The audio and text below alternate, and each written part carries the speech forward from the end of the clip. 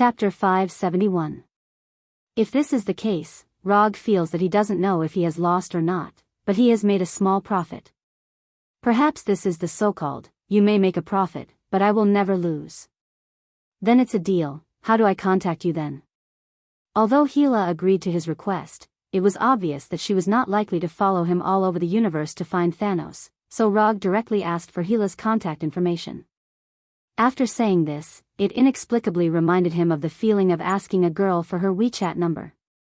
On this contact crystal, there is the communication magic circle and death divine power left by me. As long as you are still in this universe, crush it, and I can sense your location at any time.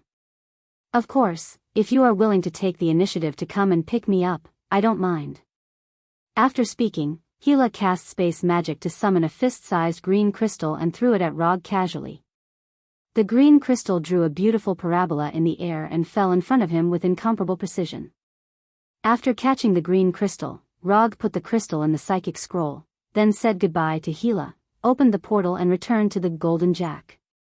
Now that the helper has been found, the next thing to do is to find Thanos, who has gone somewhere. Although there is no information about the whereabouts of Thanos, Rog already has a suspicious target in his mind. Thanos' home planet, Titan Star. Although Titan Star has completely declined, Titan Star still has an irreplaceable important position in Thanos' heart. It is precisely because he witnessed Titan Star turn from a prosperous planet to a dead planet because of excessive population that Thanos had a crazy plan to eliminate half of the universe's population. So after getting the Power Stone, Thanos is likely to return to Titan Star with Gamora. In the original timeline, after Thanos captured Gamora, Star-Lord and others also went to Titan Star to rescue Gamora. As a result, they accidentally bumped into Tony and Doctor Strange's group. Finally, they had a battle with Thanos on Titan Star where they bullied Gamora with more people. In that battle, Tony and Star-Lord and others originally had a chance to win. Unfortunately, this opportunity was ruined by the impulsive Star-Lord, which eventually led to the death of half of the life in the universe. After thinking for a while, Rog made the decision to go to Titan Star. Even if Thanos is not on Titan Star, he will make Titan Star a battlefield for him and Thanos. This was not only to commemorate the Battle of Titan Star that had disappeared but also to minimize the collateral damage caused by the battle. Anyway, the civilization of Titan Star had been destroyed, and there was no other life on it. Even if he and Thanos fought fiercely there, he didn't have to worry about destroying the environment or affecting other innocent lives. Jack, calculate the repair time of the Milano and send the current coordinates to Noah of the Slave Hunters. Tell him to come over and tell him that I need his help. Although the battleship's AI system was called Sparrow, Rog still preferred to call it Jack. This Jack was not the Jack of the Golden Jack, but the Jack of Captain Jack Sparrow. Yes, sir. The mechanical synthetic voice of a man and a woman sounded immediately.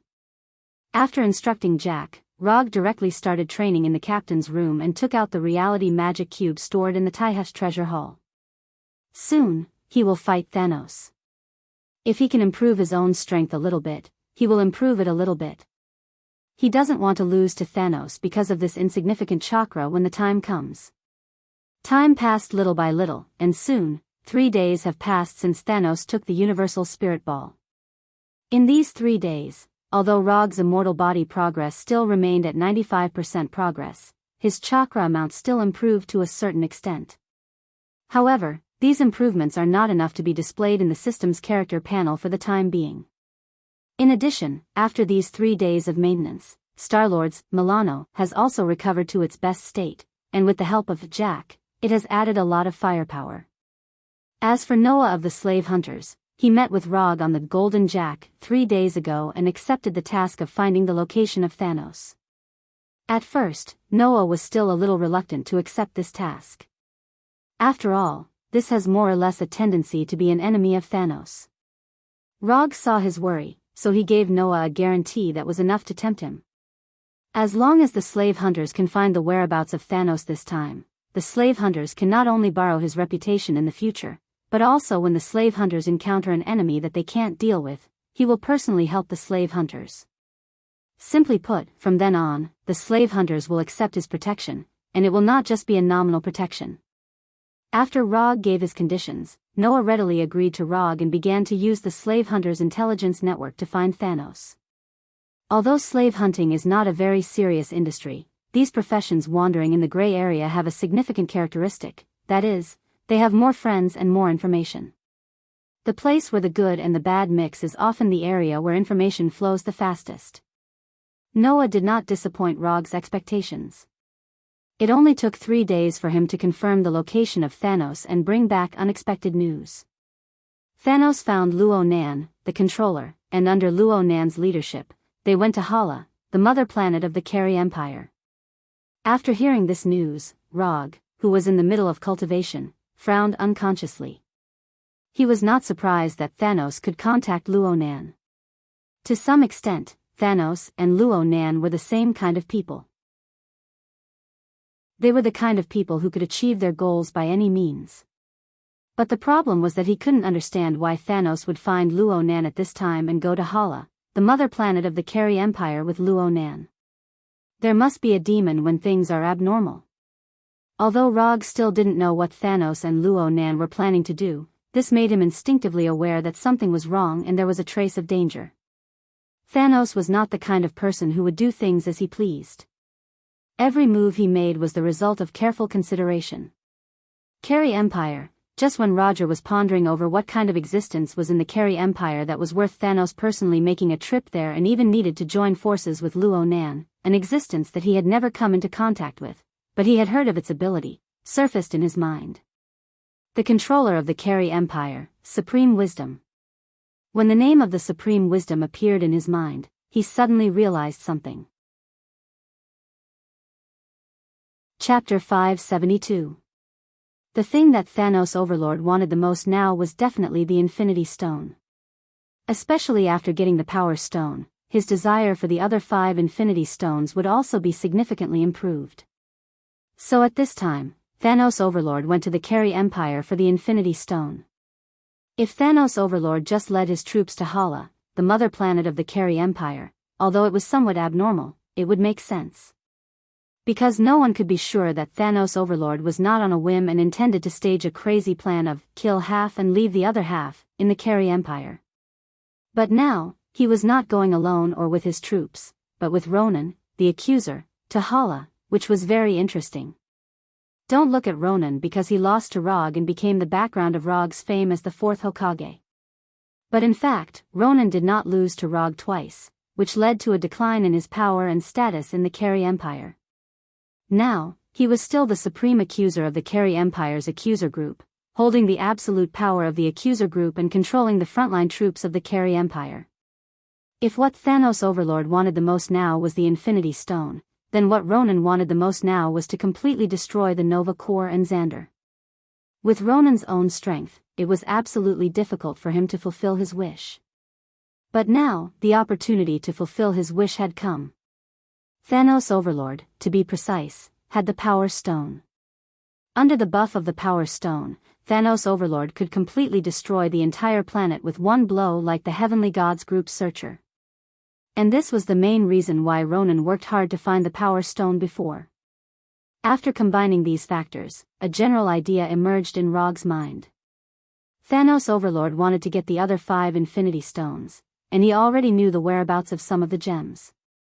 For example, the Space Stone was in Asgard, the Time Stone was in the hands of Sorcerer Supreme, the Mind Stone was in the head of Illusion, and the Reality Stone was in his hands. The whereabouts of these gems may be a secret for others. But for Thanos Overlord, who had been looking for the Infinity Stone, it was definitely not a secret. Plus the Power Stone in his hand, 5 of the 6 Infinity Stones had a clear whereabouts, so only the last Infinity Stone, the Soul Stone, was temporarily unknown. Coincidentally, Thanos had sent Gamora to look for soul gems before. Although the news that Gamora reported back was that she did not find the soul gem, Thanos Overlord may not believe Gamora's statement. In the past, perhaps because of their father-daughter relationship, he would temporarily choose to believe or tolerate Gamera's deception. However, after he obtained the power gem, he might not continue to tolerate this. So if his guess was correct, Rog guessed that Thanos knew early on that Gamora was hiding it from him. And the reason why he looked for Luo Nan at this time was to find the whereabouts of the soul gem from Gamera's memory. Although Luo Nan was unable to search Gamera's memories, the Carey Empire's Supreme Intelligence could. As long as Gamera was brought before the Supreme Intelligence, the Supreme Intelligence would be able to find information related to the soul gem from Gamera's memories. Perhaps Thanos wanted to borrow Luo Nan's power to meet with the Supreme Wisdom. Of course, Thanos could also choose to directly attack the mother planet of the Carey Empire, Hala, and force the Supreme Intelligence to search Gamera's memory. But in this way, the time and energy needed to be consumed would also increase exponentially. Perhaps it was because of this consideration that Thanos Overlord and Luo Nan reached some agreements. For example, Luo Nan requested the Supreme Intelligence to search Gamera's memory, and Thanos Overlord helped Luo Nan completely destroy Xander. Such a deal, whether it was for Thanos Overlord or for Luo Nan, was a small investment with high returns. After understanding this point, Rog did not immediately go to the Carey Empire. Instead, he carefully recalled the name of the planet where the soul gem was located in his mind. He needed to sacrifice his true love to obtain the soul gem, and that a paternity tester, Red Skull, became the guide for the soul gem. He remembered these things very deeply. But he could not remember the name of the planet he wanted to know the most now. Damn it. What was the name of the planet again? Rog never felt that his memory was bad. On the contrary, he felt that he had a particularly good memory. However, no matter how he recalled now, he just could not remember the name of the planet. Fuck. Don't think about it. Go directly to Hala. After trying to recall for nearly half an hour, and even using magic to help his memory, Rog, who still got nothing in the end, finally gave up the plan to kill the paternity tester, Red Skull, before Thanos Overlord got the soul gem. With Thanos Overlord's feelings for Gamora, if he did not know clearly that sacrificing Gamora could get the soul gem, he would never have done something like throwing Gamora off the altar.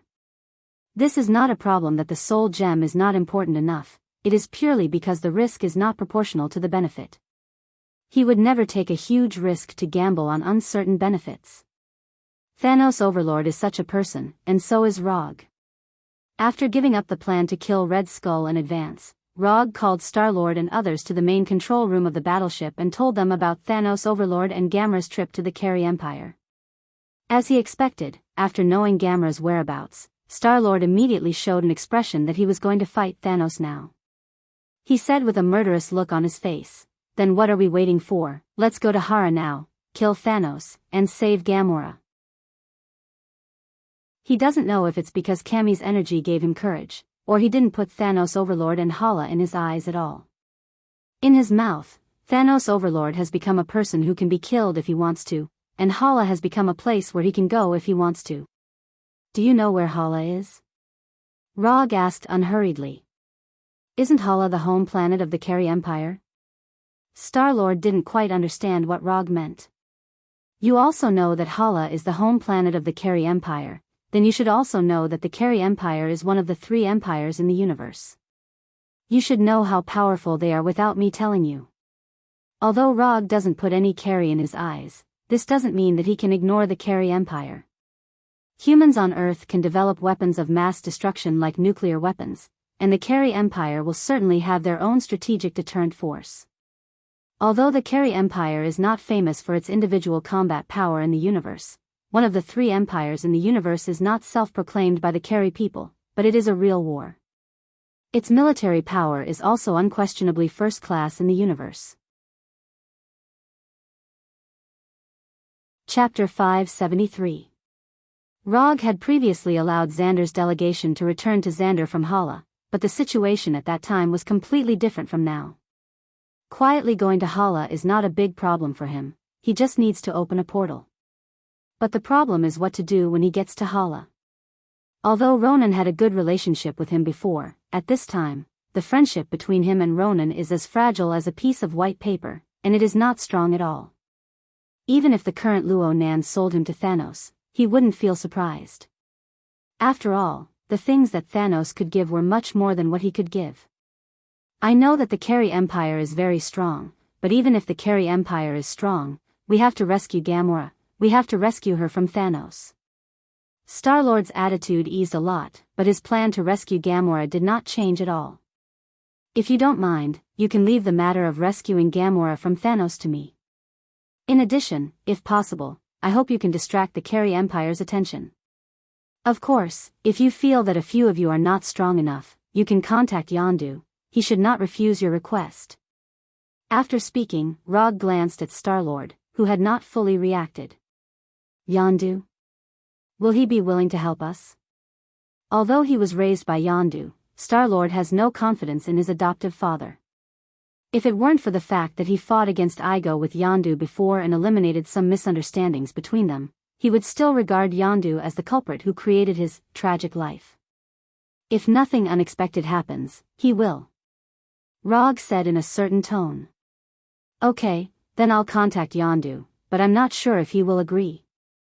After a few seconds of silence, Star-Lord said embarrassedly. Then it's decided first.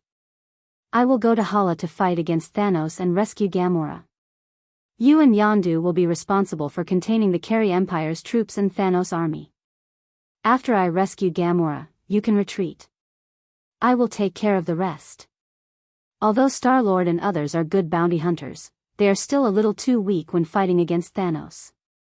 Even Star-Lord, who has awakened heavenly energy, can't help much when facing Thanos. Are you sure you can do it alone? He's the mad titan Thanos. Star-Lord didn't say anything, but Rocket asked with a little worry at this time. Don't underestimate a ninja from Earth, I am very strong. To Rog, saving Gamora wasn't a particularly important matter. For Star-Lord, Gamora may be very important, maybe even as important as his deceased mother. But from Rog's point of view, Gamora's most important value was that she knew where the soul gem was. Leaving Gamora with Thanos is no different from leaving the soul gem with Thanos. Although Roger couldn't remember which planet the soul gem was on, he remembered one thing very clearly. That was, Gamora was Thanos Overlord's true love, and was the only person who met Thanos Overlord's sacrificial requirements.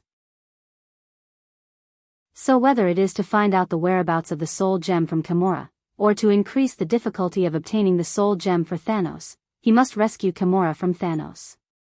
After formulating a general strategy, Rog didn't waste time waiting for Yondu's reply and directly opened the portal to the Carey Empire's home planet, Hala. In a small alley on Hala, a circular portal shining with golden sparks quickly formed. In the next second, Rog, who was still on the Golden Jack, came to this small alley that even the local Carey people didn't pass by much. After closing the portal, Rog psychically took out the universal language translator he had used before from the psychic scroll. After wearing it, he cast the transformation technique and became an ordinary Carey with blue skin. After completing the disguise, he began to head to Ronan's mansion. The last time he came to Hala, he went to Ronan's mansion once. But this time, he did not directly open the portal in Ronan's mansion, but opened it in an alley not far from Ronan's mansion. The reason why he did this was to avoid an unexpected encounter with Thanos. Although he was ready to fight with Thanos, Planet Hala was not the battlefield he expected, and now the time was not particularly suitable. Sneaking in was the basic skill of a ninja. Even if Ronan's mansion had a large number of guards and various high-tech monitoring equipment, this still did not have any impact on Rog's sneak. Without much effort, he came to the interior of Ronan's mansion and walked toward the target of his perception. Before entering Ronan's mansion, he deliberately used chakra perception to perceive the situation of the mansion in detail. Thanos was not there. Ronan was not there either. Although there were a lot of life signals in the mansion, none of them could really attract his attention. To be precise, it couldn't be said that there were none. Although he did not perceive the life signals of Thanos and Ronan, he perceived a life signal that he had seen before. Nebula, another adopted daughter of Thanos.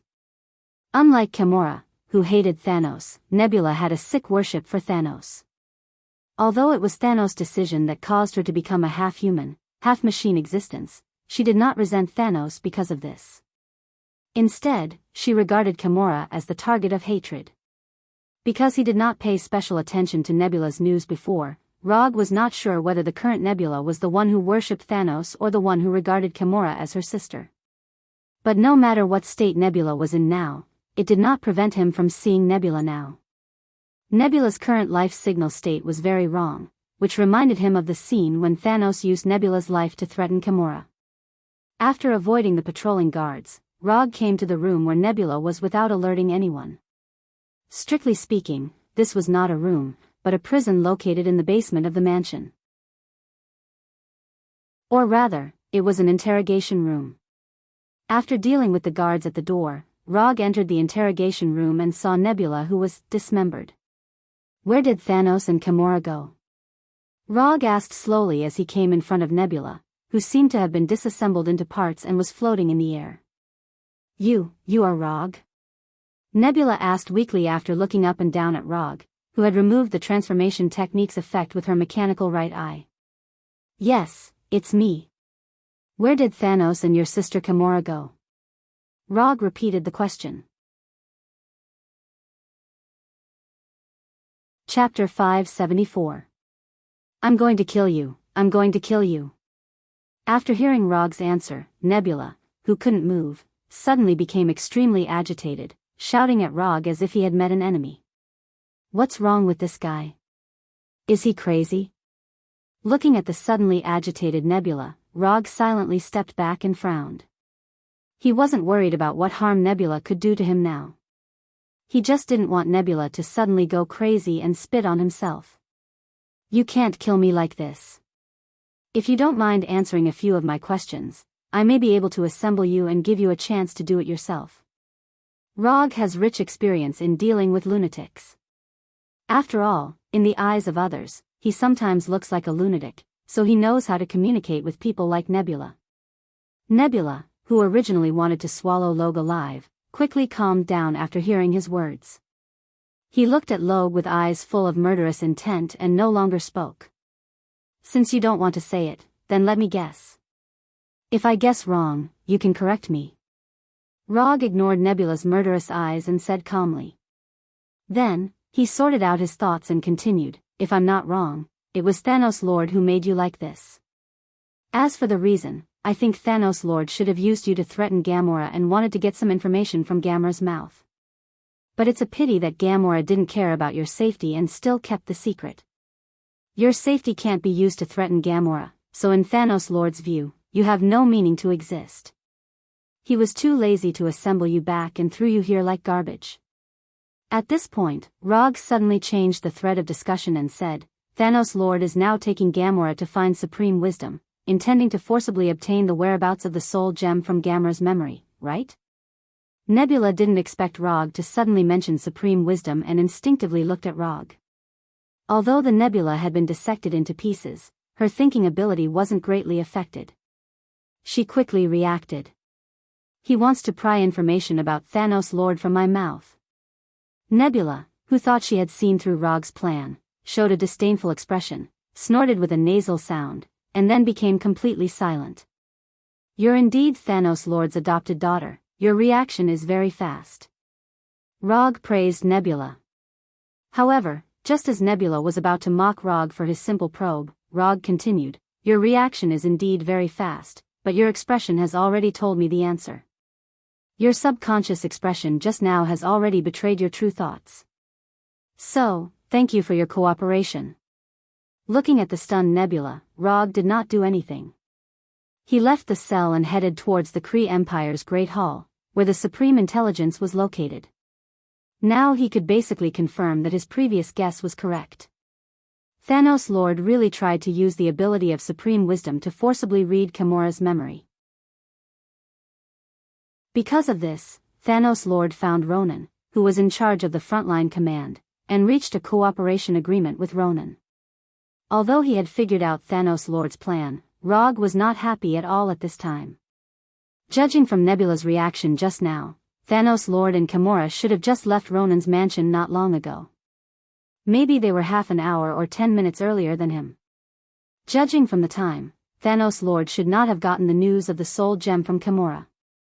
However, this was still not good news for him. Because this meant that he was likely to have a showdown with Thanos Lord on Hala, instead of the final duel on Titan Star. While heading to the Congress Hall where Supreme Wisdom was located, Rog had been considering whether to call Warnerheim's Gila in advance. After some cautious thinking, he temporarily dispelled this idea. Once he called Gila, he could only have a showdown with Thanos Lord on Hala, which was not in line with the Titan Star plan that he had previously formulated. Through the high-speed hover train in the city, Rog arrived near the Congress Hall where Supreme Wisdom was located. Although the Congress Hall was a landmark building in the city, there were not many Kree people who could really enter the Congress Hall. Except for the Congress members and military commanders such as Ronan, only a small number of Kree people with authority could enter the Congress Hall. Although Rog did not have the authority to legally enter the Congress Hall, this was not difficult for him, who was proficient in illusion. Relying on the illusion of Sharingan, he easily passed through the outermost guard inspection of the Congress Hall and walked into the Congress Hall openly. However, it was not so easy to enter the core area of the Congress Hall, which was the palace where Supreme Wisdom was located. And he didn't know if it was his own illusion, but when he stepped into the Congress Hall, Rog had a feeling that he was being watched. This feeling was a bit like entering a room full of surveillance cameras, and his every move was exposed to the eyes of the guards in the monitoring room. This was a kind of intuition, or rather, a kind of super sense brought about by the increase in strength. Although this feeling made him feel uncomfortable, Rog did not care too much about it. If he guessed correctly, this feeling of being monitored should come from the Supreme Wisdom. In terms of life form, Supreme Wisdom was just a life computer. But on Hala, the Supreme Wisdom had the power of a god. So it was not particularly difficult to understand that Supreme Wisdom could discover his arrival. After confirming the location of Thanos and Ronan with chakra perception, Rog walked in their direction while adjusting his state so that he could erupt into his strongest combat posture at any time. When he came to the core area of the Congress Hall, in front of the palace where the Supreme Wisdom was located, he saw two tall figures, one blue and one purple. The blue one was Rog's old friend, Ronan. As for the purple one, he was Thanos, who was known as the Mad Titan and the Emperor of the Universe. You really came. At this time, although Rog did not remove the effect of the transformation technique, Thanos seemed to have seen through his disguise and said in a majestic tone. You robbed me, of course I have to come to get justice. Rog pointed to the power gem on Thanos' gloves and replied in a neither servile nor overbearing manner. Chapter 575. As a traveler, Rog was no stranger to the glove worn on Thanos' left hand. Infinity Glove. Whether it was the color or the style, even the position of the power gem, it was exactly the same as the Infinity Glove in his memory. However, one thing was different from what he remembered. That was, the Infinity Glove in Thanos' hand should not be the one made by Dwarf King Ai Chui. If it was in the normal timeline, Thanos threatened Dwarf King Ai Chui with the lives of more than 300 dwarves on Na'vi, and let Ai Chui create the Infinity Glove that could withstand the power of 6 Infinity Stones. But now, the dwarves of Na'vi are still living well and have not been threatened by Thanos. Although the Infinity Glove used by Thanos at this time was not made by Dwarf King Ai Chui, Rog did not doubt the quality of this Infinity Glove. Thanos was crazy, but he was also a very cautious person. He would never use a fake and inferior product that did not pass the quality test. The last time we met on Saga, I had a feeling that you seemed to know me very well, so I asked people to investigate you, including your experiences on Earth. But the feedback is that you are just an ordinary Earthling. Having said that, Thanos paused for a moment, and then continued, No, you are not ordinary at all. It took you less than 10 years to grow from an ordinary person to a famous person in the universe. Your growth rate, even looking at the whole universe, is definitely among the top, which makes me even more curious about how you did it. Thanos said in a declarative tone while slowly walking down the stairs, and finally came to a place only 3 meters away from Rog. I'll accept your compliment. Looking at Thanos, who was close at hand and obviously taller than himself, Rog replied with an indifferent face. If we didn't have different positions, we might have been friends. However, it's a pity. Although Thanos said it sincerely, Rog had no intention of becoming friends with Thanos. What a joke! Thanos is a ruthless person who can even throw his true love off the cliff in order to achieve his goal. Being friends with such a person, you don't know when he will backstab you. No, It's not a pity at all. Rog replied in a serious tone. If someone else spoke to him in this tone, Thanos Overlord would definitely use his fist to tell the other party what it meant to respect the strong. However, the person who said this to him was Rog, which made him temporarily dispel this idea. Although Thanos and Rog had only fought once, that fight left a very deep impression on him. Susanoo, Flying Thor Chop, Odama Rasengan, Would Human Jutsu, Would Dragon Jutsu, these powerful ninjutsu that have never appeared in this world not only aroused the long-lost curiosity of Thanos, but also made him have a strong interest in Rog, a ninja from the Earth. Since that battle, Thanos began to collect information about him intentionally, and even sent people to Earth to collect information. Let's cut to the chase. If I'm not mistaken, other than seeking justice, you're here to rescue Gamora, right? Thanos Overlord put away the relaxed look on his face and said with a serious face. You're right, so let's fight directly.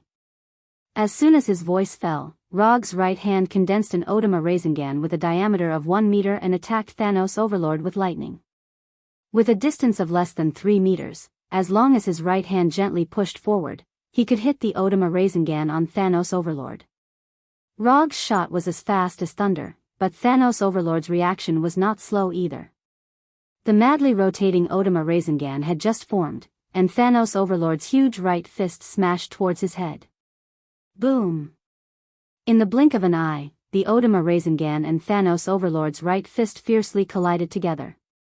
The eruption of chakra turbulence instantly formed a terrifying storm, blowing Rog and Thanos Overlord away at the same time. Breaking the Odama Rasengan with one punch, this kind of thing can only be done by Thanos Overlord with his physical strength. Taking advantage of being blown away by the chakra turbulence, Rog opened the Byakugan specially prepared for Thanos Overlord. Byakugan, open. Before the person landed, his vision was switched to the super vision unique to Byakugan. Through Byakugan, he saw the majestic life energy in Thanos Overlord's body like a star, saw the terrifying body beyond the biological limit, and saw the perfect life evolution. God's body. He didn't know why, after seeing through Thanos Overlord's body with Byakugan's insight and X-ray vision, Rog's mind instinctively came up with this description. Perfect. Undeniably perfect. This was simply the most perfect body that a warrior could have. Compared with Thanos Overlord's body, Hulk's physical fitness was 1 or 2 levels lower. No wonder Thanos Overlord could use a simple set of combos to stun Hulk. The two of them were not on the same level at all. Putting away the shock in his heart, Rog took a deep breath, clapped his hands hard, and chakra in his body instantly transformed into chakra. Shikatsu Forest Sage Mode. Just by looking at it with Byakugan, Rog knew that his current Sage Mode body could not compete with Thanos Overlord's body. So he did not hesitate and immediately entered Sage Mode. Thanos Overlord, who had regained his balance, glanced at Rog, who had red eyeshadow and circular patterns on his face, and his face showed a smile with unknown meaning. Although Thanos Overlord did not have any energy attack means, there was no other energy in his body except for the incredible life energy. But this did not mean that his energy use skills and sensing ability would be weak. Although he didn't know what Rog had just done, he could clearly perceive that Rog's physical strength had soared a lot in an instant. A bit interesting. After perceiving that Rog's physical strength had soared a lot in an instant, Thanos Overlord did not hesitate and immediately attacked Rog. The distance of more than 10 meters passed in the blink of an eye.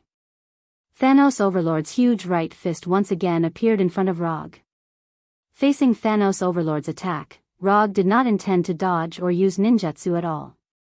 He also raised his right fist and met Thanos Overlord's right fist head-on. Boom! The two fists, one big and one small, fiercely collided together, and a shock wave visible to the naked eye gushed out from the two fists like a storm. Rog's right fist did not retreat at all, but the difference in size made him fall into an invisible disadvantage. The floor under his feet shattered inch by inch, and a round pit more than 1 meter long appeared on the ground. Chapter 576. Excluding the difference in size, Rog in Sage Mode was not weaker than Thanos in physical strength. But he couldn't rely on the buff brought by Sage Mode to suppress Thanos. So, a slightly awkward question was placed in front of him. If necessary, he could maintain Sage Mode for a few hours. But no matter how long he could maintain it, he couldn't compare with Thanos in terms of endurance. Just how did this guy train? This was too unreasonable. Although Rog didn't know other Titan people, he could be 100% sure that Thanos' physical fitness was definitely not the normal physical fitness of Titan people. If every Titan had such abnormal physical strength, the universe would have been ruled by Titan people long ago. The physical strength gap between Thanos and other Titan people may be greater than the gap between Thor and other Asgard people. Compared with the last time, you have improved a lot. You can actually block my full blow. Thanos didn't expect that Rog, who was physically weak when they met last time, could actually compete with him in physical strength this time. You want to beat me down with one punch? Aren't you looking down on me too much? As he spoke, Rog mobilized the immortal technique chakra in his body and silently cast a buff type of physical technique. Immortal technique monstrous strength. The physical strength that had reached the limit, under the buff of immortal technique monstrous strength, increased a little bit, allowing Rog to burst out with power that exceeded the physical load. Break for me. With this power that exceeded the physical load, Rog successfully pushed back Thanos' right fist, making Thanos uncontrollably take a few steps back. Without having time to feel the tingling from his right arm, Rog came forward like a ghost and came in front of Thanos, who had not yet recovered his balance. Soft fist 8 trigrams 64 palms. Under Thanos' surprised gaze, Rog turned his fist into a palm. His two arms were like a Gatling gun that madly discharged bullets, hitting him one palm after another. After that punch, Rog completely dispelled the idea of using steel fist to deal with Thanos. 8 palms, 16 palms, 32 palms, 64 palms. At this time, Rog showed the fastest fist speed since he mastered the soft fist. In less than a second, all 64 palms of the 8 trigrams were vented on Thanos. Since there was no energy other than life energy in Thane Overlord's body, the focus of his 8 trigrams 64 palms this time was not to cut off the energy flow in Thane Overlord's body, but to destroy the key muscles and nerves needed to move the body. Although the body structure is not exactly the same, in any case, Thanos has 2 arms and 2 legs like the people on Earth. The general principle of activity is still the same. After hitting the 8 trigrams 64 palms on Thanos, Rog did not stop attacking, but added an ultimate skill. 8 trigrams, Mountain Breaker. Chakra, which was infused with natural energy, gushed out of his right palm like a laser and instantly hit Thanos' chest. Boom! A dull thump sounded like a war drum. The tall Thanos flew like a baseball to the palace where the Supreme Wisdom was located and hit the nearly 20-meter-high metal gate heavily. When Thanos hit the metal gate, Rog finally breathed a sigh of relief and shook his right hand that was tingling and slightly numb. Although Thanos was hit, he was not happy at all. The melee fight just now not only did not let him see the hope of winning, but it also made him realize the huge gap in physical fitness between himself and Thanos. Sage Mode plus the 95% development of the Sage body barely tied with Thanos Overlord's physical fitness. This was bad news for him who was trying to seize Thanos' power gem. Although he just hit Thanos and hit the 8 trigrams 64 palms on Thanos' body, he still had no idea how much power the 8 trigrams 64 palms could exert. And in terms of difficulty, the Thanos just now was not even as tricky as the Saga star. Now Thanos was not holding the huge and powerful double-edged sword, nor was he wearing the armor with amazing defense. He was not at his peak state at all. More importantly, Thanos just now did not use the power gem at all. Commander Luo Nan witnessed the entire process of Luo Gu and Thanos fighting. Although he was wearing a full set of armor and was holding his famous weapon, the omnipotent weapon, Warhammer, he didn't have the slightest intention of joining the battle. Not only that, after the battle between Rog and Thanos began, he also used his authority to stop the guards who tried to arrest Rog, so that the two of them had an undisturbed fighting environment. After hitting Thanos, Rog did not continue to launch attacks. Instead, he used the Byakugan to carefully observe the state of Thanos to confirm the final effect of the 8 trigrams 64 palms. After carefully examining the internal situation of Thanos's body, he sighed helplessly. The 8 trigrams 64 palms that could cause serious, internal injuries to the enemy did not show the power it should have at this time.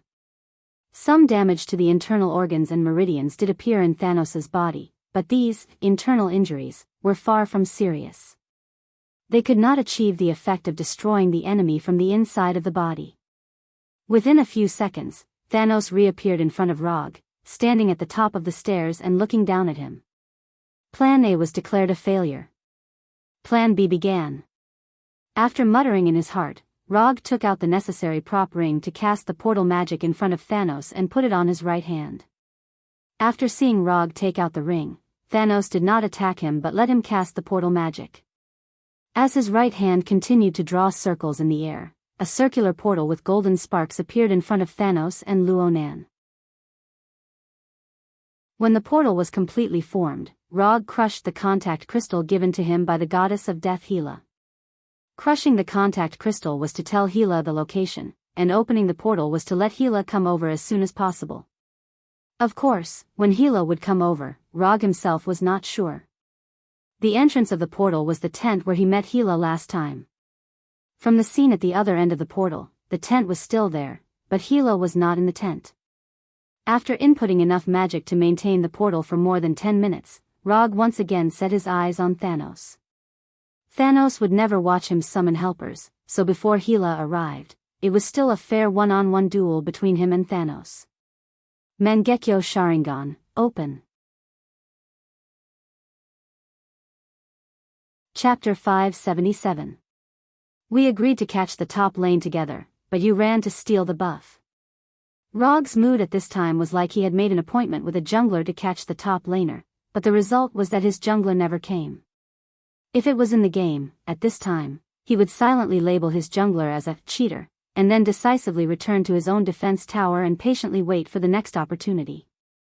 But now he was not playing a game, and Thanos was not the kind of top laner who would foolishly wait for others to catch him.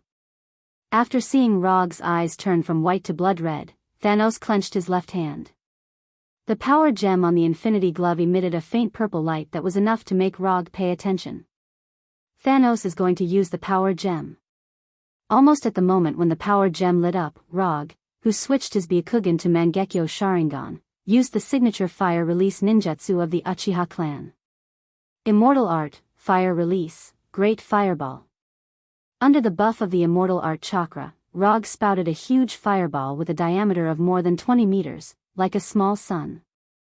The burning fireball flew like a cannonball to Thanos at the end of the stairs. Boom! However, this huge fireball didn't fly very far before it was hit by a purple beam of light that was as thick as an arm and as fast as lightning. It instantly exploded and turned into a cloud of sparks that filled the sky. Thanos did not use any fancy moves. He simply raised his left hand, and then casually threw a punch. Although the Immortal Art chakra mixed with natural energy was stronger than the ordinary chakra, in front of the Universal Treasure Power Gem, the energy level of chakra was still not enough. This was not the suppression of attributes like water suppressing fire or thunder suppressing earth, but a simpler and more helpless level suppression. The Immortal Art, Great Fireball was easily broken like a balloon, and Rog did not care too much. He never expected the Great Fireball to cause any damage to Thanos. What he needed was just the sight-blocking effect brought by the Great Fireball. After spitting out this huge fireball, he did not hesitate and quickly used the other two ninjutsu. Immortal Technique, Wood Evasion, Wood Clone. Immortal Technique, Earth Evasion, Rock Concealment. After leaving a wood clone that was enough to pass off as a real one to contain and lure Thanos, Rog himself relied on the rock concealment technique to sneak into the ground, like a groundhog shuttling quickly underground. Although Thanos' insight was not bad, it was not easy to distinguish between the wood clone and the original with the naked eye. As long as the wood clone can mislead Thanos for a while, he can take this opportunity to enter the palace where the Supreme Wisdom is located and rescue Gamora. Saving Gamora was originally just a side mission, but now, it had become a main mission. Only by controlling Gamora in his own hands could he fight for enough power to take the initiative. When Thanos sent Gamora to Supreme Intelligence, he did not expect Gamora to continue to keep the secret of the Soul Gem. As long as the Supreme Intelligence did not crash, the whereabouts of the Soul Gem would definitely be revealed. Although the location of the Soul Gem was exposed, Rog had a top-secret information that even Thanos and Gamora did not know about. The Soul Gem was an infinity stone that needed to be obtained by sacrificing one's love. Whether it was Gamora or Thanos, they did not know this before they met the paternity appraiser, Red Skull. So as long as he could rescue Gamora and control her in his hands, then even if Thanos knew the whereabouts of the Soul Gem, he would not be able to complete the sacrifice. Of course, if Thanos could immediately make a new love in a short time, it was also Thanos' ability. It didn't take much time. Rog sneaked to the bottom of the palace. To be precise, it was directly below Gamora's life signal. Although Rog, who was sneaking underground, did not know the specific situation of the Wood Clone and Thanos' fight, judging from the violent vibrations from the ground from time to time, their battle was not ordinary. After confirming that the Wood Clone was not at risk of being exposed for a while, he slowly rose from the ground like a ghost and came to the inside of the palace. In the empty palace, Gamora stood in the center of the palace like a puppet. On her body, there were glowing threads wrapped around her as if she was wrapped in some kind of nerve thread. Glancing at Gamora, who had her eyes closed and a look of rejection on her face, Rog stretched out his right hand and patted her shoulder gently. Flying Thor. Leaving the Flying Thor on Gamora was not to save her, but to prepare for the worst-case scenario. If it really came to the point where he had to kill Gamora, this Flying Thor could ensure that he could kill Gamora with the fastest speed. After leaving the Flying Thor on Gamora, Rog grabbed her shoulder and pulled her out forcibly. With those nerve lines disconnected one by one, Gamora slowly opened her eyes and looked at Rog with a painful expression. Having her mental connection forcefully severed by someone else was not a pleasant experience for Gamora, who was in the midst of connecting with the Supreme Intelligence. Although the experience was not pleasant, in any case, now she finally doesn't have to be forcibly searched by the Supreme Wisdom. I know you have a lot of questions now, but you only need to answer one of my questions now. Which planet is the Soul Gem? While asking Gamora, Rog did not stay idle, and his right hand with the hanging ring began to draw circles again. Womir, the Soul Gem is on Womir. Gamora did not hide anything and said quickly. Okay, I see, you can go now. After speaking, Rog gently pushed Gamora into the newly formed portal. Before Gamora could react, she had fallen into an abandoned planet that she was familiar with. Titan Star. Rog did not send Gamora back to the Golden Jack, but sent her directly to Titan Star. This is the communicator, contact Star-Lord yourself. When the portal shining with golden sparks was about to disappear, Rog's voice sounded again, and he threw out a black communicator. After doing all this, he turned his head to look at the empty hall above and said slowly, "The show is over, it's time to show your face." When did you find out? A voice with no gender at all sounded in the palace. At the same time, a virtual projection of a huge head appeared above the hall. I found out not long after entering the Congress Hall. Your gaze was a bit too blatant. Chapter 578. This huge, light green head that didn't conform to the aesthetic standards of Earthlings was none other than the virtual projection of the ruler of the Carey Empire, the Supreme Intelligence. I just casually glanced at you, I didn't expect you to notice. The Supreme Wisdom glanced at Logue and gave him a small compliment. You didn't just casually glance at me. If I'm not wrong, you should have used no less than 3 methods to carefully check my condition. If the Supreme Intelligence didn't use so many methods to check, Rog might not have noticed his gaze. It seems that Ronan's evaluation of you is still too low. Your threat level is at least 1 level higher than what he reported. The Supreme Intelligence used a completely different cold tone, as if he had changed into a different person. After a few seconds of silence, he continued, "Since you've noticed that I've been watching you, but you haven't done anything on your way here. Can you tell me what you're thinking? Who says I don't have a strategy? Me coming here to meet you personally is my strategy. The battle outside the palace continued, but Rog and the Supreme Intelligence didn't seem to notice the battle outside at all, ignoring the constant explosions and tremors. Coming here to meet me is your strategy. You really are an interesting person. After hearing Rog's answer, the Supreme Intelligence seemed to have thought of something, and a surprised expression appeared on the virtual projection's head. After confirming that he was noticed by the Supreme Intelligence as soon as he entered the capital hall, Rog began to think about how to face the ruler of the Carey Empire. In the process of thinking, he suddenly discovered a very interesting blind spot. The Supreme Intelligence was a life computer that represented the highest technology of the Carey Empire. Although from another point of view, he was a real special life form. But there was one thing that the Supreme Intelligence could never change, and that was that he didn't have a soul in the true sense. Rog, who had once raised the AI assistant Hinata and now the real person Hinata, had a deep understanding of this. Whether the Supreme Intelligence was the ruler of the Carey Empire or not, and no matter how many abilities he had, he would inevitably yearn for a true independent soul that belonged to him. This had nothing to do with the way of thinking or wisdom, it was purely an instinct of life to pursue completeness. On this point, Hinata, who was once an AI, showed an extreme desire for a real body. And for the Supreme Intelligence, this desire to return life to completeness evolved into a yearning for a soul. With that in mind, Rog made sense of everything that had happened. Why was he able to enter the heavily guarded Congress Hall so easily? Why did the Supreme Intelligence of the Carey Empire not react when he was fighting with Thanos? Why was he able to come here so easily and take away Gamora without any hindrance? Everything pointed to one obvious fact, which was that the Supreme Intelligence was also interested in the Soul Gem. Thanos wanted to obtain information about the Supreme Intelligence's ability, so he found Ronan's ability to use the Supreme Intelligence's ability to use his ability. For this reason, he reached an agreement with Luo Nan and obtained the help of the Supreme Intelligence. However, Thanos ignored one thing. In other words, he knew that the Supreme Intelligence would be interested in the Soul Gem, but he was not worried that the Supreme Intelligence would take away the Soul Gem.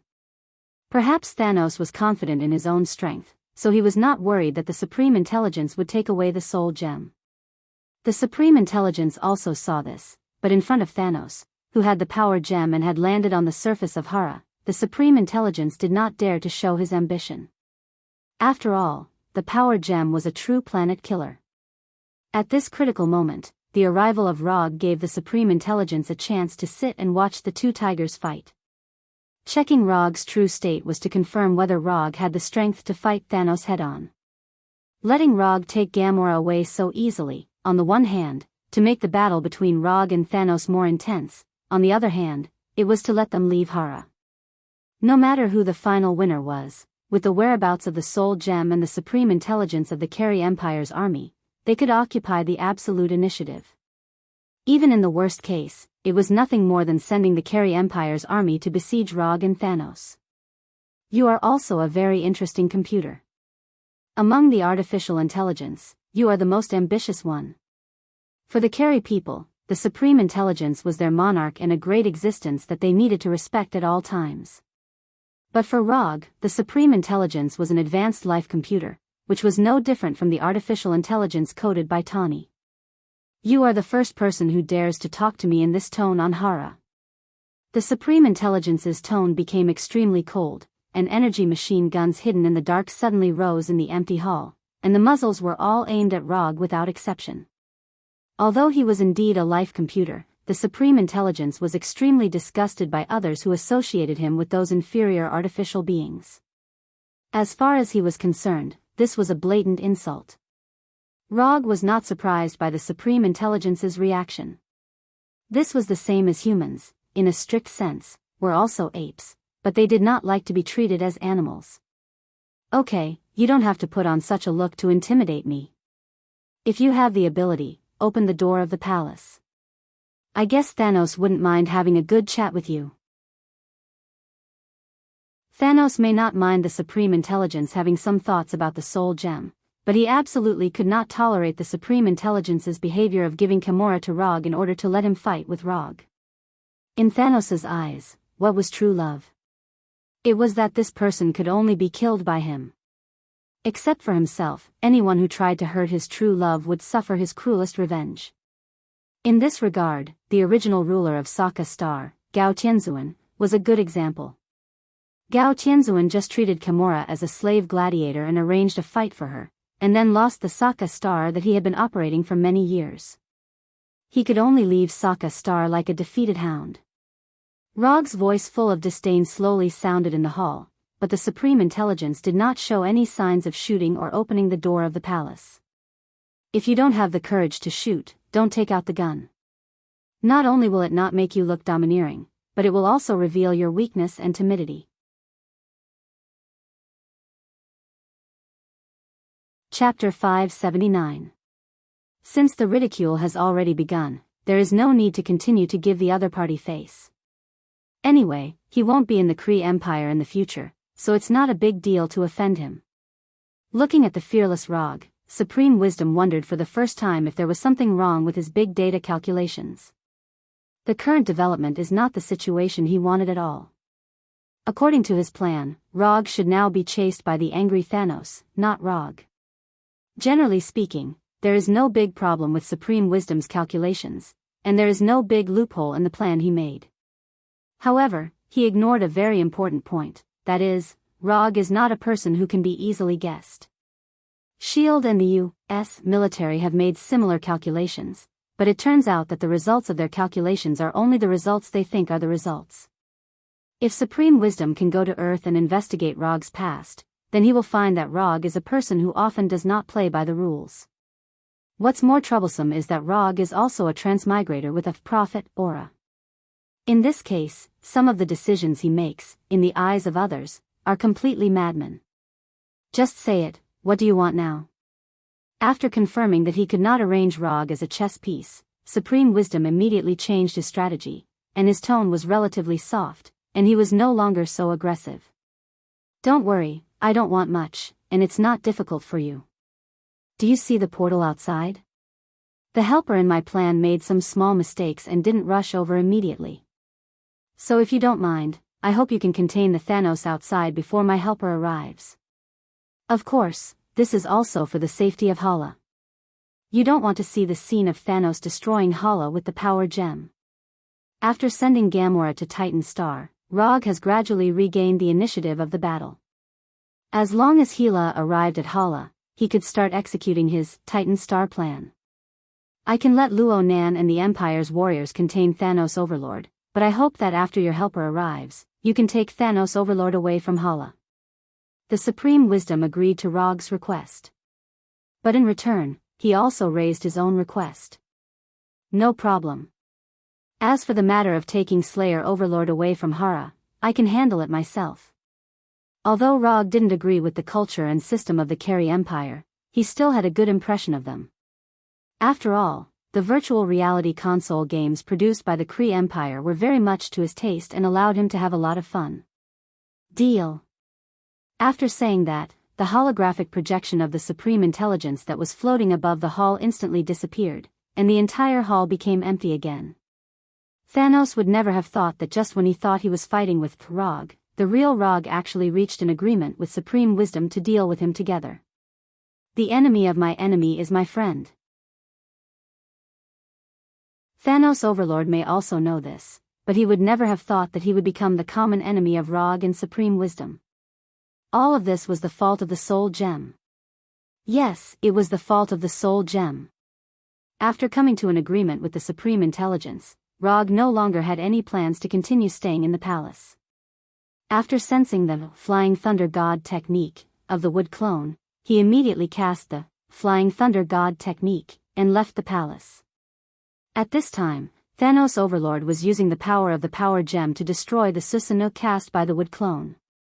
He didn't know how many times he had broken Susanoo's armor, but no matter how he beat up the ancient giant like Susanoo, the Wood Clone standing inside Susanoo's head was able to quickly repair the injuries on Susanoo, as if it would never get tired, and continued to attack and defend against him.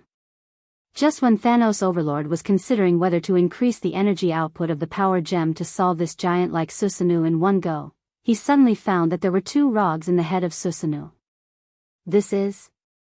Although Thanos Overlord didn't realize that it was the Wood clone who was fighting with him before, he reacted immediately after seeing the two Rogs appear at the same time. Not good. Something went wrong. Although Thanos Overlord didn't know what happened, his intuition told him that the development of things had begun to go in a direction that was unfavorable to him. Almost at the moment when he realized this, Ronan, who had been acting as a spectator, waved the warhammer in his hand and attacked him like lightning. Ronan's attack completely confirmed Thanos Overlord's guess. Without any hesitation, Thanos Overlord decisively changed the trajectory of his attack. The attack that was originally aimed at Susanoo was aimed at Ronan, who was attacking like lightning. Compared with the attack from the enemy, Thanos Overlord hated the betrayal from his teammates more. The arm-thick purple light instantly cut through the distance of space and came in front of Ronan, who was fully armed. Time Shift Domain. Although Ronan had never fought with the owner of the power gem, as someone who had tried to collect the power gem, he was very clear about the power of the power gem. In the face of Thanos Overlord's attack, he decisively displayed his most powerful killing move. When the time shift domain took effect, the world in front of Ronan's eyes suddenly changed. The whole world completely stopped as if the stop button was pressed. In this world that seemed to be completely frozen, Ronan changed his forward direction, avoiding the lightning-like zigzag light, and came in front of the stilled Thanos Overlord. He raised the grayish-black warhammer high, and the direction of the warhammer was falling was the thick and round purple head of Thanos Overlord. If Ronan's hammer could hit smoothly, then it would save a lot of effort whether it was for Supreme Wisdom or Rog. If the power of this hammer was strong enough, it was even possible to put an end to Thanos Overlord's life ahead of time and completely end this battle. The idea was beautiful, but the reality was cruel. Although Thanos Overlord couldn't detect the attack launched by Ronan in the time shift domain, as a powerhouse whose combat strength was only a line away from the Heavenly Father level, Thanos Overlord was obviously not the kind of existence that would be instantly ended by others' killing move. Just when the warhammer in Ronan's hand was about to hit Thanos Overlord's big head, giving Thanos Overlord a heavy blow or even directly killing him, the effect of the time shift domain disappeared, and the eternal time began to flow again.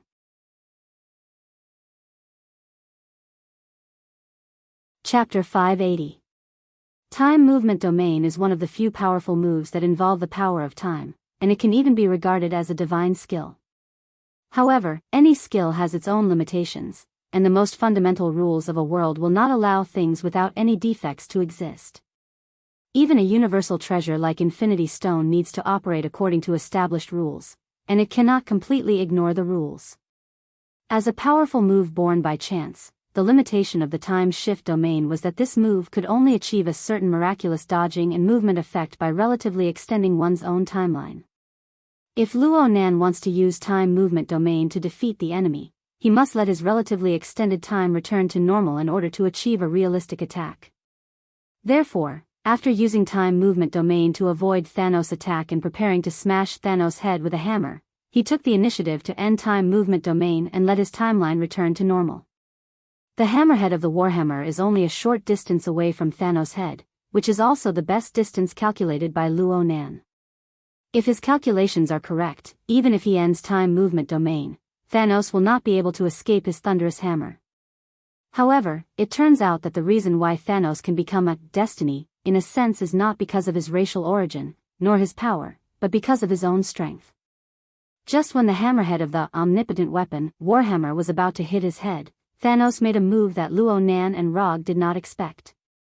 In a split second, Thanos gave up using the Infinity Gloves to control the energy of the power gem, but directly guided the energy of the power gem to himself.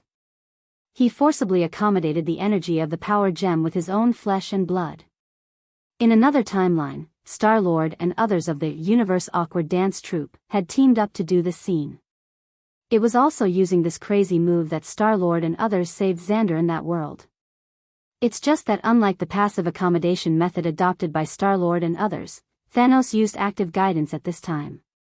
Rog knows that Thanos' physical strength is very high, and he also knows that Thanos' physical body has been developed to its limit.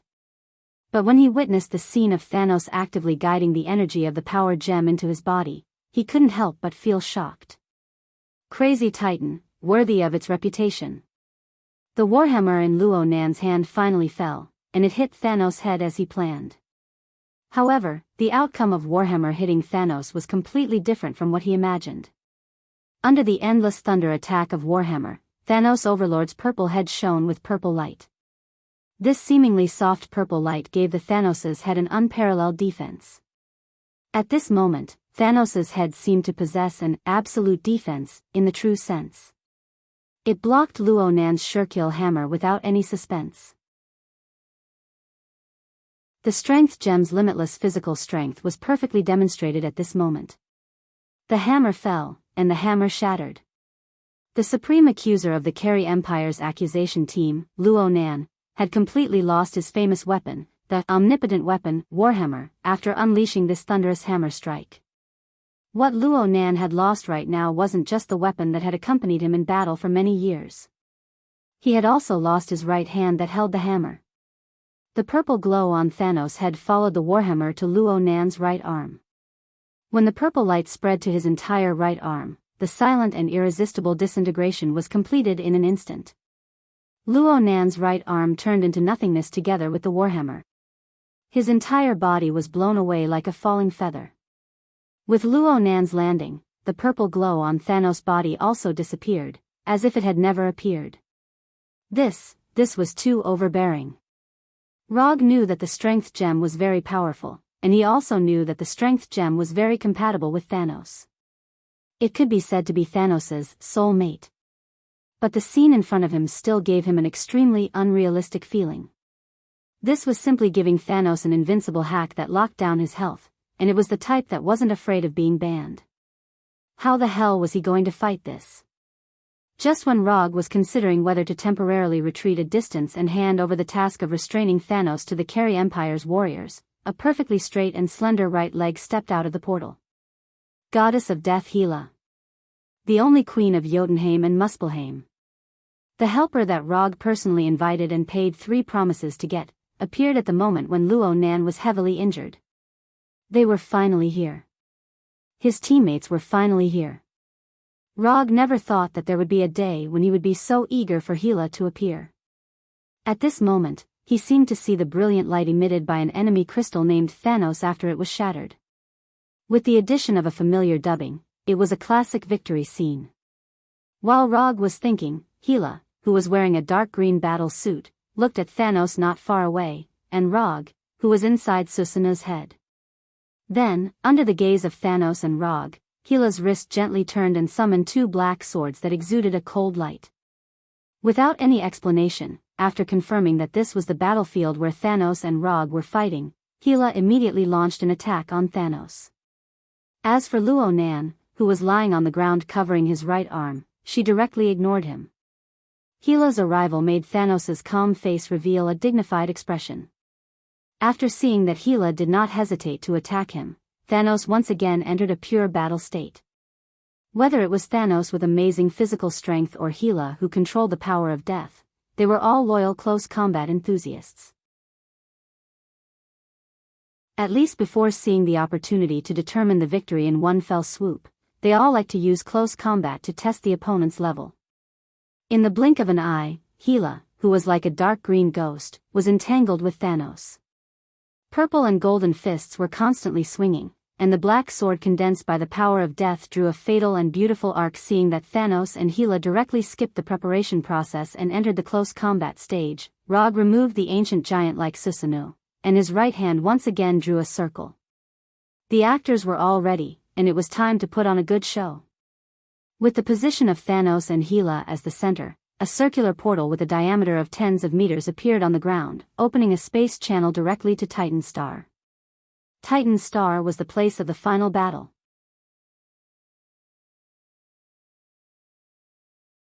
Chapter 581. If it was under normal circumstances, Thanos' overlord could leave before the portal opened and avoid this golden portal that was not so sudden. But now, he could only watch as the portal opened beneath his feet. Although Thanos controlled the power gem at this time, in close combat, he did not have much advantage over the goddess of death, Hela. More than 2,000 years ago, Hela had the strength that even Odin, the father of gods, felt troublesome. After more than 2,000 years of cultivation and improvement, Hela's strength was far beyond the period when she was exiled by Odin. Although she can't quickly kill Thanos, who has the power gem, it's not difficult for her to contain Thanos' Lord. Under the influence of Titan Star's chaotic gravity, Thanos and Hela fell to the surface of Titan Star together and came to this lost world that once had a prosperous civilization. After teleporting Thanos and Hela to Titan Star, Rog, as the initiator, did not hesitate and immediately used the body flicker technique to enter the portal that was about to disappearing in front of Ronan, who had not yet fully reacted. After returning to his hometown, Thanos took the initiative to end the close combat between him and Hela, relying on the energy impact of the power gem to open up a small distance. After looking around at the surrounding environment, Thanos frowned slightly and said slowly to Rog, who had just landed on the ground, "Is this your plan? Gamora should have been taken away by you now, right? This is your hometown, and it is also the place where you gave birth to the idea of destroying half of the life in the universe. I think you shouldn't mind putting an end to everything here." Rog did not answer Thanos' inquiry about Gamora's whereabouts, but only told Thanos why he chose Titan Star as the final battlefield. "You really know me well, but your explanation just proves one of my guesses." Thanos looked at Rog with a complicated expression and said slowly, "What guess?" Rog asked very cooperatively. "You are not from this universe, you are from an unknown parallel universe. Only in this way can you explain all the unreasonable phenomena that have happened to you." Although there was no evidence, Thanos' overlord firmly believed that his guess was correct. This was both a kind of intuition and the final result after many calculations. Parallel universe? I have to say, your imagination is quite rich. Although there were only 3 of them here, Rog still did not intend to reveal his true identity. This kind of thing, even if the Ancient One knows about it, after all, there is no way to hide it from the Ancient One who controls the time gem. But to others, he would never admit this even if he was beaten to death. It doesn't matter if you don't admit it. As long as you fall into my hands, I will prove it sooner or later. At this time, Thanos seemed to have completely defeated Rog, and said with a tone that was almost like a statement, "I'm sorry, I have no intention of letting myself fall into the hands of a man. I will never let such a thing become a reality." As soon as he finished speaking, Rog summoned the reality Rubik's Cube from the summon scroll. For this decisive battle, he had taken out the magic cube from the Supreme Harmony Treasure Hall and carried it with him in the channeling scroll. Only magic can fight against magic. Similarly, only Infinity Stone can fight against Infinity Stone. The ether particle is really in your hands. Odin is actually willing to give this treasure to you. It seems that he has a lot of expectations for you. After that, Thanos raised his left hand, and the golden infinity glove shone with the purple light of the power gem. "No way, I have a good character. Unlike you, you can give up everything for the Infinity Stone." When the power gem shone with purple light, the reality Rubik's Cube in Rog's hand also shone with a strange red light. Although the reality gem is not as simple and crude as the power gem, in terms of strangeness, the reality gem can throw the power gem by several streets. Just when Thanos and Rog were at each other's throats, and the battle between Infinity Stones against Infinity Stones could break out at any time, the goddess of death Hela, who was standing next to Rog, looked at them with displeasure. As a queen, a real queen with strength, ambition, and beauty, Hela hates the feeling of being ignored. Since they came to Titan Star, Thanos and Rog were like 2 unromantic purebred straight men, completely ignoring her existence. This was an extremely unpleasant thing for Hela, who had the temperament and strength of a queen. So, when Thanos and Rog showed off their Infinity Stones, Hela directly launched an attack on Thanos. This time, Hela did not attack Thanos with her sword in both hands like she did when she first appeared. Instead, she released her divine power of death in an extremely ostentatious manner. She condensed the divine power of death into an extremely huge black blade and flew towards Thanos from all angles on the ground and in the air. Hela's sudden attack instantly broke the confrontation between Thanos and Rog. Almost at the same time, the power gem in the Infinity Glove and the reality gem in the reality Rubik's Cube lit up at the same time, showing their respective powers. Thanos' use of the power gem was as simple and crude as ever. When the hundreds of large and small black blades attacked him, he did not use the power gem to perform any fancy counterattack or defense, but with himself as the center, he created a purple tornado completely formed by the energy of the power gem. Whether it was the attack from the ground or the black blades falling from the sky like raindrops, when they touched this purple tornado, they all turned into nothingness and instantly returned to the most primitive and purest form of energy. With just a simple energy tornado, Thanos' Overlord resolved Gila's large area of effect attack that was enough to clear the field. The power gem once again proved its value as a universal treasure with facts. Thanos' move to resolve Gila's attack was indeed beautiful, but Gila was not the only enemy he was facing now. Just at the moment when Thanos just used the energy tornado to resolve Gila's attack, Rog's attack came. Change reality. The tornado containing the overbearing energy of the power gem had not yet dissipated, and a strange red light appeared in every corner of the tornado. Along with the demonic red light, the purple energy tornado instantly changed its appearance. At this time, Thanos, who was in the eye of the tornado, saw hundreds of millions of small black blades with a length of only a few millimeters.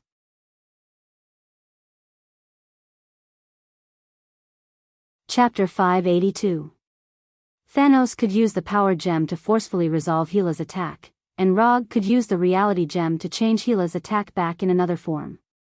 Breaking the rules of physics, turning ideas, fantasies, and other things into reality, or disregarding the laws of science to arrange the material that exists in reality. Except for the great existence of infinity gems and higher levels that cannot be modified, the owner of the reality gem can modify everything in reality at will. Of course, any powerful force has certain drawbacks. Compared with the power gem, space gem, time gem, and other gems, the reality gem has a great risk when used alone. This is also why the Dark Elf King Malekith needed to wait for celestial convergence in the 9 realms before he dared to use the reality gem to return the universe to the Dark Age. Compared with Malekith, who tried to modify the reality of the entire universe, Rog's ambition was not so big. The reality he needed to modify was only the energy tornado created by Thanos with the power gem. This degree of reality modification, he could completely bear it with his own strength. The energy tornado that destroyed Gila's attack was modified by Rog into a blade storm formed by countless small black blades with the reality gem. And Thanos, who had just used the energy tornado to resist Gila's attack, was now in the center of this blade storm. Although this blade storm formed by miniature black blades was just a one-time move that he came up with on a whim, Rog still gave this attack a particularly nice name. In other words, he borrowed a particularly nice name. Senbon Zakura. This name came from a classic anime that Rog once watched. The idea of modifying the energy tornado into a miniature black blade attack also came from the Zanpakuto named Senbon Zakura. After using the reality gem to modify the energy tornado that was originally used to protect Thanos, Rog did not hesitate and immediately controlled the hundreds of millions of tiny black blades to attack Thanos.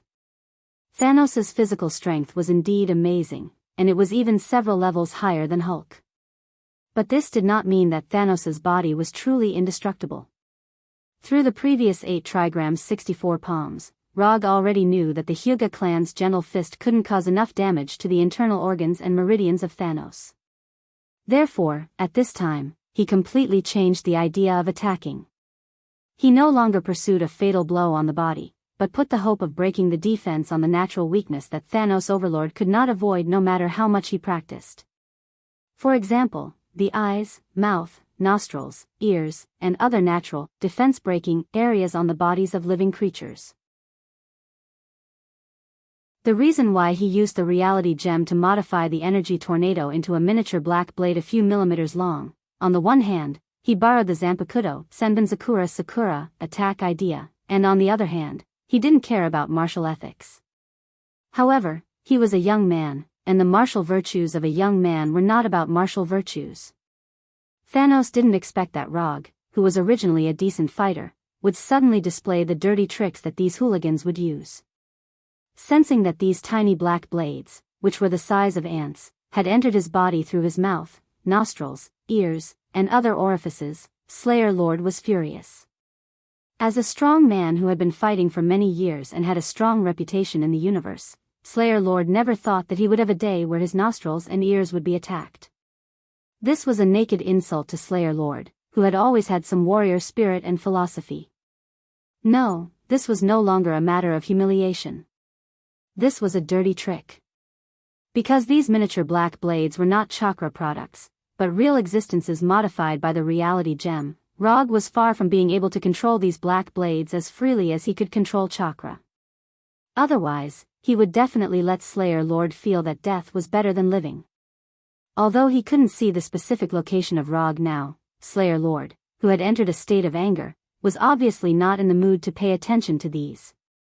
When the first batch of black blades entered his body through his nose, ears, and other parts, Slayer Lord once again displayed the crazy action of forcibly accommodating the energy of the power gem with his flesh and blood. In an instant, Slayer Lord, who originally had purple skin, seemed to be transformed into a purple humanoid sun, and dazzling purple light appeared in every corner of his body. With the illumination of these purple lights, Rog completely lost control of the miniature black blades. At the same time, the blade storm formed by countless miniature black blades suddenly disappeared as if it had never appeared.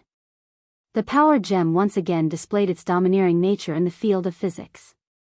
If it weren't for the fact that this was his hometown, Slayer Lord at this time even used his position as a starting point to directly release the energy in his body and completely destroy the abandoned Titan star.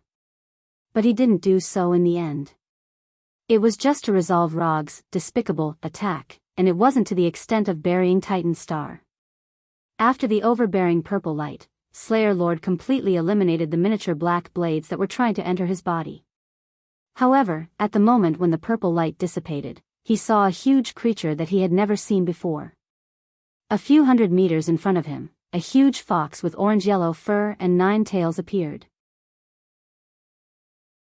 If the Motherf * Kerr Nick Fury and Secretary of State Ross were here, they would definitely recognize this giant fox with 9 tails.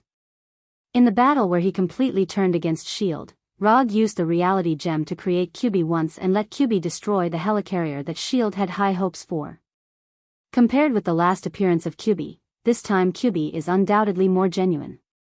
Using the reality gem and the QB chakra in his body, Rog created a real tailed beast, a QB formed by chakra. Except for the fact that there is no way to communicate like the real QB, this QB is no different from the QB in Naruto's world. In order to give this QB an independent consciousness, Rog even threw the beast instinct in the 8 trigram seal onto this QB. He has a real body formed by chakra materialization, and he also has a wild beast-like consciousness. The QB that now appears in front of Slayer Lord is, to some extent, no different from the QB in the night of QB Chaos. Although this QB is now a real creature created by himself with the reality gem and QB chakra, this QB is not Rog's helper or psychic beast at this time. Because if he wants this ancient beast-like QB to cooperate with him against Slayer Lord, he still needs a little preparation work. In Slayer Lord's dignified gaze, Rog used the body flicker technique to come to the head of QB who was frantically attacking himself and Gila. Then, he aimed the Manjikyu Sharingan that had already been opened at QB and released the powerful eye power of Manjikyu Sharingan. Sharingan's eye power suppression.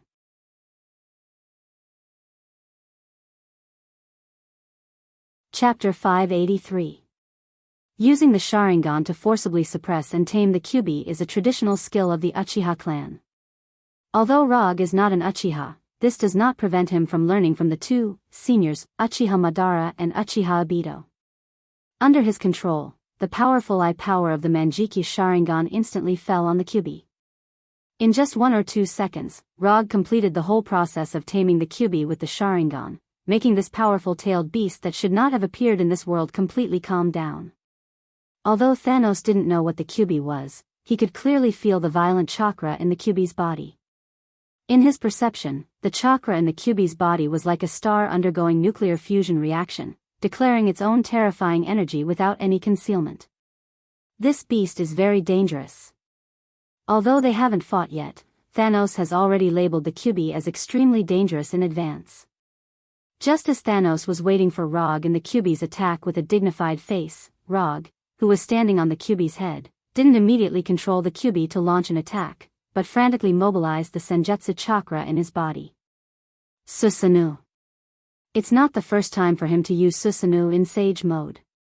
When he first fought with Mephisto, he used Susanoo in Sage mode. And at that time, he didn't use the normal Sage mode, but the Hell mode mixed with the natural energy of Hell. As the Senjutsu chakra continued to pour out, the light blue Susanoo reappeared. Unlike the Susanoo used by the wood clone just now, Rog didn't let the Susanoo condense into a human form this time, but evolved it into the appearance of armor. Might Suit, Susanoo. He deliberately used the Gem of Reality and the Kyubi chakra to create a real Kyubi, in order to use this Susanoo, which is more terrifying than the complete body Susanoo. Strictly speaking, he can only use full body Susanoo after he has mastered full body Susanoo.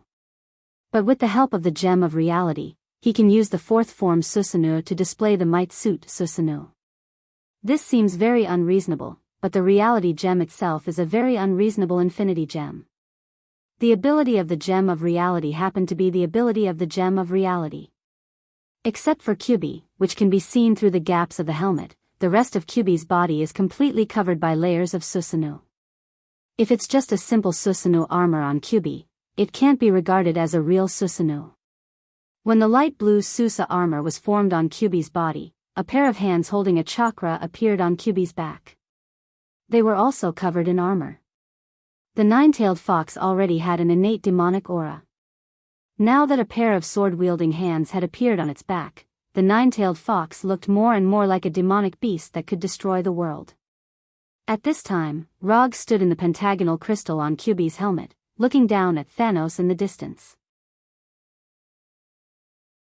Might Suit Susanoo was an important move for him to fight against Thanos. After knowing that Thanos snatched the power gem that should have fallen into his hands, he had the idea of using Might Suit Susanoo to teach Thanos a lesson. Not everyone's things can be robbed. Thanos may not know this truth. But it doesn't matter, Rog intends to use practical actions to tell him this point. The appearance of Might Suit Susanoo made both Thanos and Hela show a dignified look.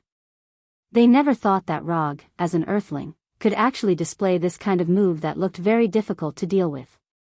Especially Thanos, who had personally experienced the defensive power of Susanoo, frowned deeply at this time. In his original evaluation, although Rog was a very good opponent, he was far from being able to make him feel the pressure of death. But now, he found that he seriously underestimated the threat level of Rog. At this time, for the first time, he put Rog on an equal footing with himself, and regarded Rog as an opponent who needed to go all out. I know you may not be very happy, but I hope that I can be the main attacker in the next battle. I want to settle a personal grudge with him. Rog, who was located in the helmet crystal, glanced at Hela, who was standing in front of Kyubi, and used sound transmission magic to pass his voice over. I'll give you 10 minutes. If you can't do it, then you'll be responsible for playing support for me. After thinking for a few seconds, Hela agreed to Rog's request and gave him a time limit. No problem, just 10 minutes. Although Hela was not a fanatical combat enthusiast, people who had reached their level of strength more or less had a fanatical warrior's heart. Especially when facing an enemy whose strength was at the same level as oneself, the idea of winning or losing with the other party would become particularly strong. To describe it in a simple sentence, this kind of opponent could only be encountered by chance. After obtaining Hela's consent, Rog turned his attention back to Thanos Overlord. After taking a deep breath, he issued an order to Kyubi to attack.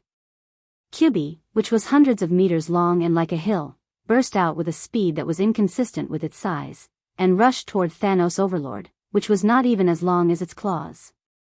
The earth shook, and the mountains swayed. Kyubi's movement could not be said to be slow, but Thanos Overlord's movement was faster than it. Thanos Overlord raised his left hand, clenched his fist tightly, and punched toward Kyubi, who was rushing toward him. With this punch, an energy beam several meters wide shot straight toward Kyubi, aiming at Kyubi's head. In other words, it was aimed at Rog, who was located in the helmet crystal. In the face of this energy beam that was like a star destroyer, Rog in the helmet crystal decisively controlled the pair of giant hands on the back of Kyubi. The chakra-long sword that slashed down accurately hit the energy beam, blocking Thanos Overlord's attack in front of Kyubi. The chakra-long sword and the energy beam collided with each other, but it did not trigger the terrifying explosion that was imagined. The chakra-long sword condensed by the chakra-long sword and the energy beam emitted by the power gem eroded each other, and they desperately annihilated each other. After a few seconds, the light blue chakra-long sword shattered, and the purple energy beam was also consumed. Using the chakra-long sword on his right arm to offset Thanos Overlord's attack, this was not a loss for Rog, who had an amazing amount of chakra. Although the amount of his chakra was definitely not comparable to the energy of the power gem, the enemy he needed to deal with was not the power gem, but Thanos Overlord who used the power gem. The energy of the power gem was infinite, but Thanos Overlord's stamina was not infinite.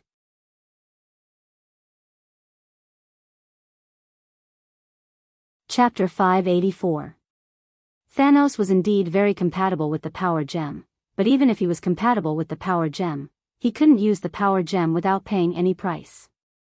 Rog's strategy now was to use his own chakra to kill Thanos. Although he was somewhat reluctant, he had to admit that if he wanted to defeat Thanos, he had to use endurance, a tactic that he once despised. The shattered chakra-long sword was gradually repaired under Thanos's gaze, and at this time, he was ready to attack again. However, he didn't expect that when the shattered chakra-long sword was restored, Rog didn't continue to attack him with chakra-long sword, but let Kyubi spit out a black hole-like energy ball. Baijidama.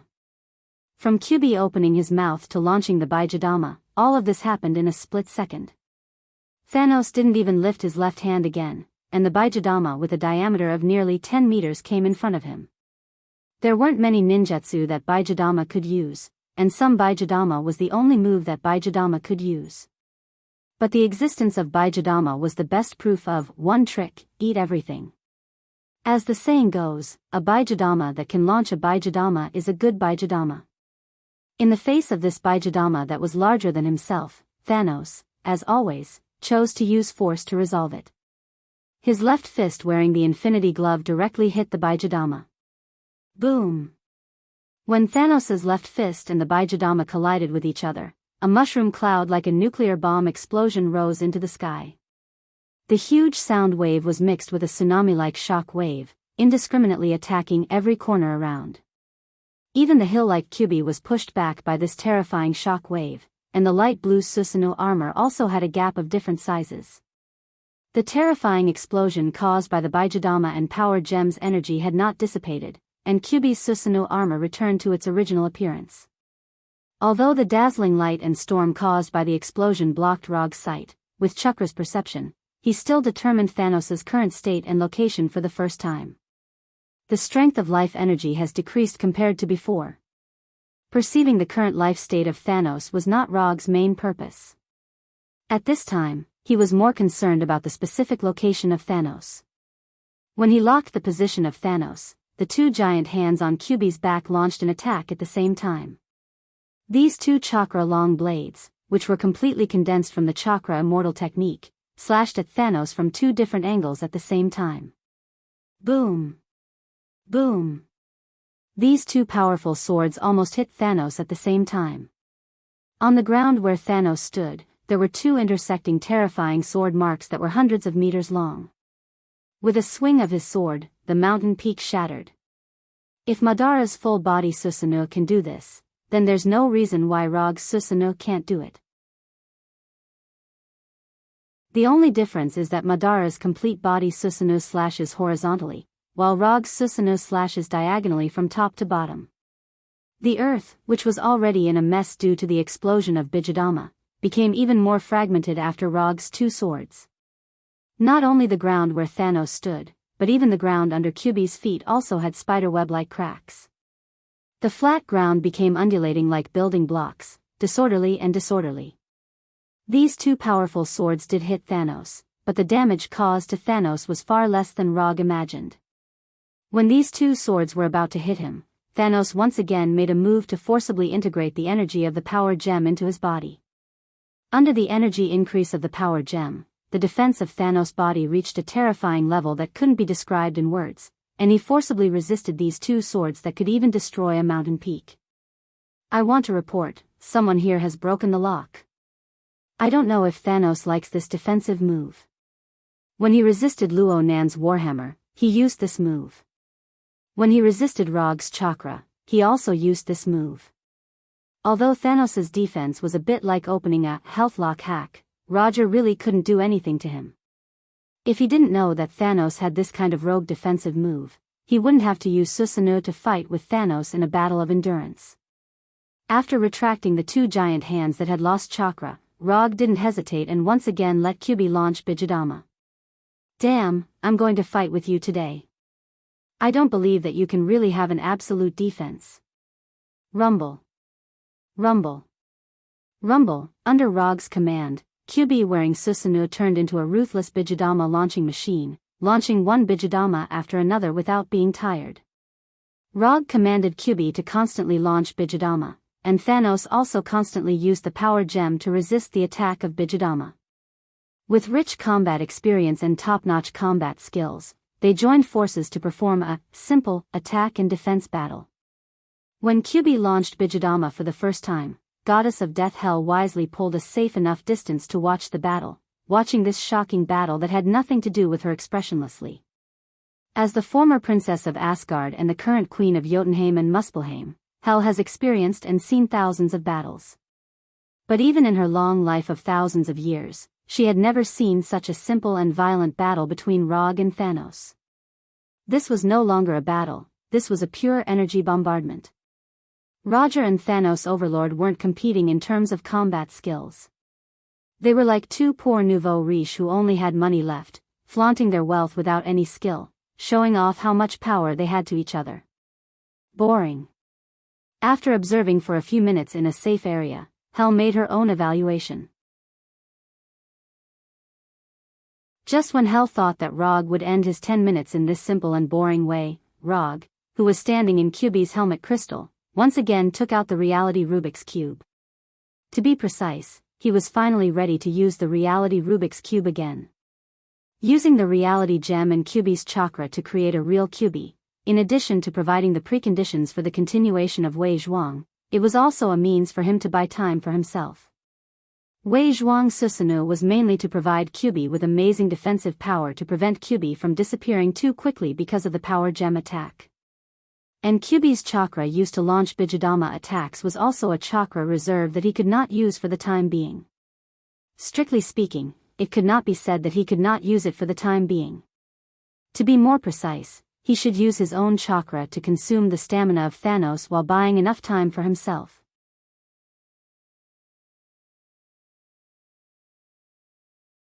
Chapter 585. I don't care, I also want to use cheats. If possible, which ninja doesn't want to be an honest ninja? But there is no other way, no matter in which world, there are some cheats. As we all know, only by using cheats can you deal with cheats and make the unfair battle fair again. So in order to deal with Thanos who opened up the lifelock cheat, Rog decided to use some cheats for himself. Thanos watched Rog take out the reality Rubik's Cube, but he, who was resisting Kyubi's attack, had no way to stop Rog. Although Susanoo can't solve Thanos who has the power gem, there is no problem in stopping him. After taking out the reality Rubik's Cube again, Rog no longer controlled Kyubi to fight, but let Kyubi choose his own attack method. After giving Kyubi the autonomy of the battle, he let Chakra and Manjiki Sharingan pour into the reality Rubik's Cube. With the influx of Chakra and Manjiki Sharingan, visible cracks appeared on the smooth and transparent glass-like surface of the reality Rubik's Cube. The reality Rubik's Cube was a seal made by the late Odin in order to let Rog use the reality gem better, which greatly reduced the difficulty of him using the reality gem. Now, Rog intends to take the initiative to remove the seal made by Odin. Simply using the reality gem through the reality Rubik's Cube can't compete with Thanos who fully exerts the power of the power gem.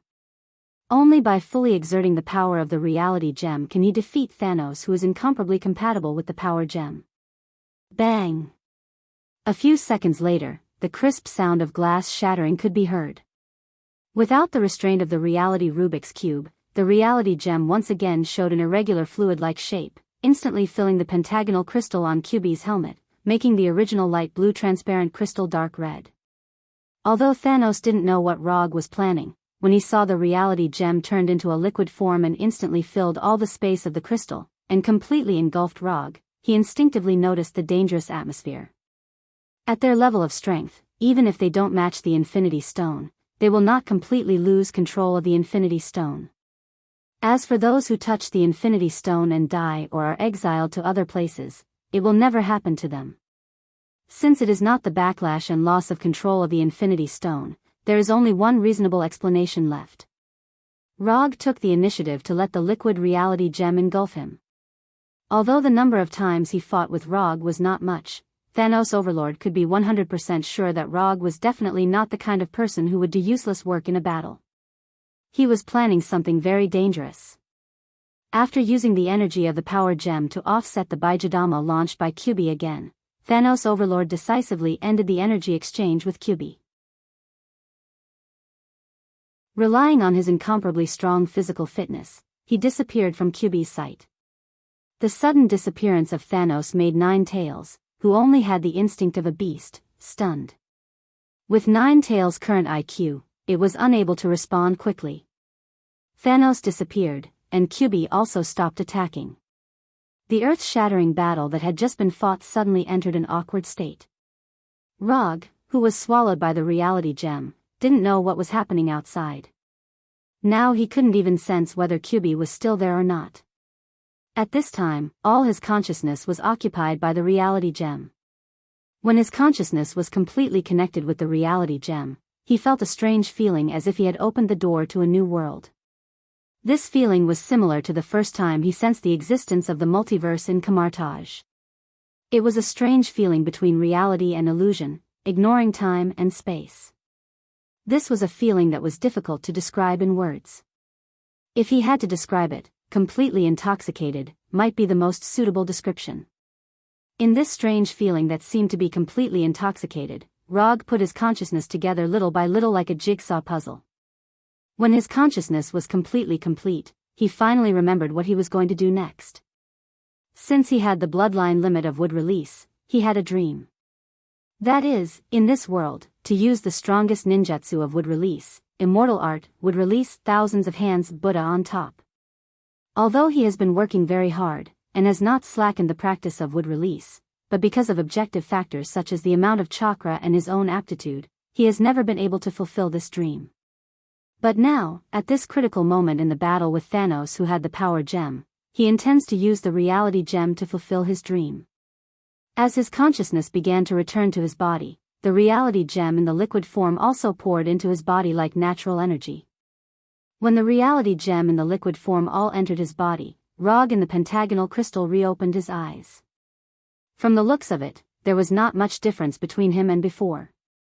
But as long as you sense the amount of chakra in his body, you can clearly feel his changes. In the normal state, his chakra amount is 0.85 column. Of which 0.5 column is his own chakra, and the other 0.35 column is the nine-tailed chakra that he can borrow.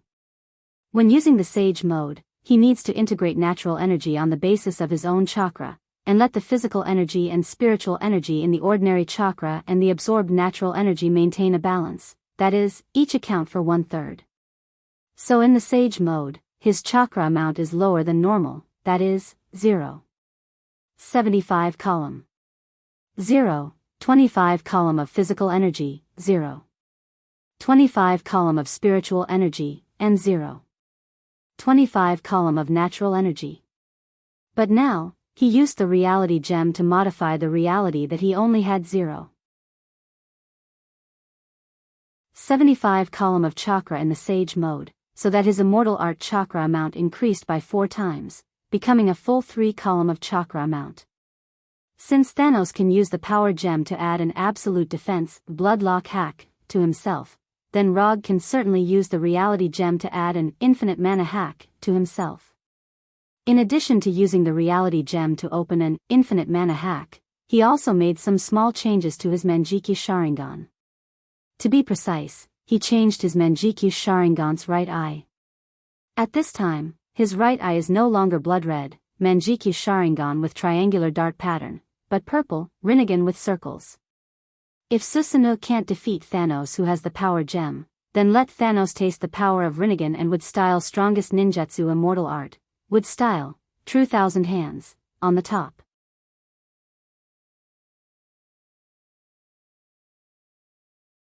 Chapter 586. A Manjikyu Sharingan, and a Rinnegan. This is the strongest fighting posture Rog has set for himself at this time. Although the two Rinnegan are more symmetrical and more powerful. But considering the special situation of Thanos, and the power gem in his hand, Rog still kept a Manjikyu Sharingan for himself as a backup. Using the reality gem to enhance his chakra and evolve a temporary Rinnegan for himself, Rog broke the pentagonal crystal in Kyuubi's helmet and flew out of it. Then, he removed the Susanoo armor on Kyuubi and let Kyuubi return to his original appearance. Kyuubi's task has been completed, and he intends to fight the next battle himself. When removing the Susanoo armor on Kyuubi, Rog also removed the forced taming of Kyuubi by the Sharingan and returned freedom to Kyuubi. At this time, although Kyuubi only has the instinctive consciousness of a beast, he knows very well that Rog is not someone he can offend now. Almost at the moment when the suppression of the Sharingan disappeared, Kyuubi did not hesitate. He did not look at Rog floating above his head and turned to run. Rog did not stop Kyuubi's escape and let him leave the battlefield that did not belong to him. If it was on Earth, he would not dare to let Kyuubi leave like this. Although Kyuubi is a tailed beast made by the reality gem, his combat power is not worse than the real Kyuubi. If it is judged according to the standards of the Earth, Kyuubi is now a fox-shaped self-propelled large-yield renewable super-nuclear bomb. If he is allowed to leave, who knows what kind of disaster he will cause on Earth. But this is not the Earth, and there are only 4 living people here. That's right, there were 4 of them, not 3. Gamora, Thanos' adopted daughter, is still on Titan's star, but Thanos does not know this. After letting Kyuubi pursue his temporary freedom, Rog quickly confirmed the location of Thanos with chakra perception. After disappearing from Kyuubi's eyes, Thanos did not leave the battlefield too far. In other words, he had no intention of leaving the battlefield. In a ruin that had completely lost its original appearance, Roger saw Thanos with an indifferent expression, sitting leisurely on a broken stone pillar that had fallen to the ground. Although he was just casually sitting on the stone pillar, Thanos Overlord still gave people a very oppressive feeling at this time. That feeling was like an ever-victorious general waiting for his next opponent to take the initiative to come to him. Thanos' current momentum was very good and intimidating, but Rog saw through his disguise at a glance. Compared with the last time he sensed it, Thanos Overlord's life energy strength had dropped a little. The power gem was indeed a universe-level treasure, and it could bestow unimaginable power to the user. But at the same time, the conditions for using the power gem were also extremely strict. If he was slightly weaker, he wouldn't even be able to touch the power gem, let alone use it. Although Thanos met the minimum requirements to use the power gem, this does not mean that he can use the power gem for a long time. Although Susanoo did not bring any obvious injuries to Thanos, it successfully consumed a part of his stamina and life energy. So don't look at Thanos Overlord sitting on the stone pillar, his real purpose was actually to let himself take a breath to recover his consumed stamina. After flying to a distance of only a few dozen meters away from Thanos Overlord, Rog stretched out his left hand and aimed his palm at Thanos Overlord sitting on the stone pillar. Ban Shou 10 in. Since he got himself a Rinnegan, he will not forget to add a few additional Rinnegan exclusive ninjutsu for himself. In just a moment, a powerful suction force enveloped Thanos Overlord, making him fly to Rog's palm like a cannonball. However, in the next second after Ban Shou 10 in took effect, a strong purple light emerged from Thanos Overlord's body. At the same time, a lightning-like energy beam gushed out of his body and rushed toward Rog. Under the effect of Ban Shou 10 in, this purple lightning-like energy beam showed a faster speed than before and came in front of Rog in an instant. Just when this purple lightning-like energy beam was about to hit him, Rog used another signature ninjutsu of Rinnegan. Shinra Tensei. In the system's exchange page, the introduction of Shinra Tensei was that, with himself as the center, all objects and ninjutsu around him will be bounced off and cause damage. But in real use, Shinra Tensei can bounce off not only objects and ninjutsu. Whether it is a substance with a physical body or pure energy, Shinra Tensei can bounce it off. The only difference is how much chakra is consumed. For Rog, who just opened the infinite mana hack, the last thing he needs to worry about now is the consumption of chakra. Now, he has 3 Hashirama's chakra. If in such a situation, he still can't deal with Thanos Overlord who only has 1 Infinity Stone, then he doesn't need to get any justice from Thanos Overlord. He will find a corner to end himself, so as not to continue to lose face for the ninja profession. The purple lightning-like energy beam was bounced back by Shinra Tensei without any suspense and returned to the front of Thanos Overlord at a faster speed. Boom! Without any hesitation, Thanos Overlord once again released an energy beam, blocking the attack that should have hit Rog. The impact of the explosion let Thanos Overlord get rid of the control of Bansho 10 in and fell to the ground. But Rog's attack was far from over. Almost at the moment when he landed, Rog's right palm shot out a black ball with a diameter of only a few centimeters. This seemingly inconspicuous black ball flew in front of Thanos Overlord at a speed faster than the speed of sound. Although the flying speed of the black ball was very fast, Thanos Overlord's speed was not slow at all. Just when Thanos Overlord planned to move sideways to avoid this inconspicuous black ball, Rog, who was floating in the air, suddenly put his hands together. Chibaku Tensei. This small black ball that he shot at Thanos Overlord was not a chakra ball, but the most important gravitational core of Chibaku Tensei. A powerful gravitational force more terrifying than Bansho 10 emerged in an instant, forcibly pulling Thanos Overlord who was trying to leave. Thanos Overlord was not the only one who was attracted by this terrifying gravitational force, including the ground where he stood. Everything around him was forcibly pulled over as if it was attracted by a black hole. Under the attraction of Chibaku Tensei's gravitational core, Thanos Overlord didn't even have the chance to drive the power gem. He was forcibly pulled into the gravitational core and was surrounded by the dirt and stones that were constantly flying around.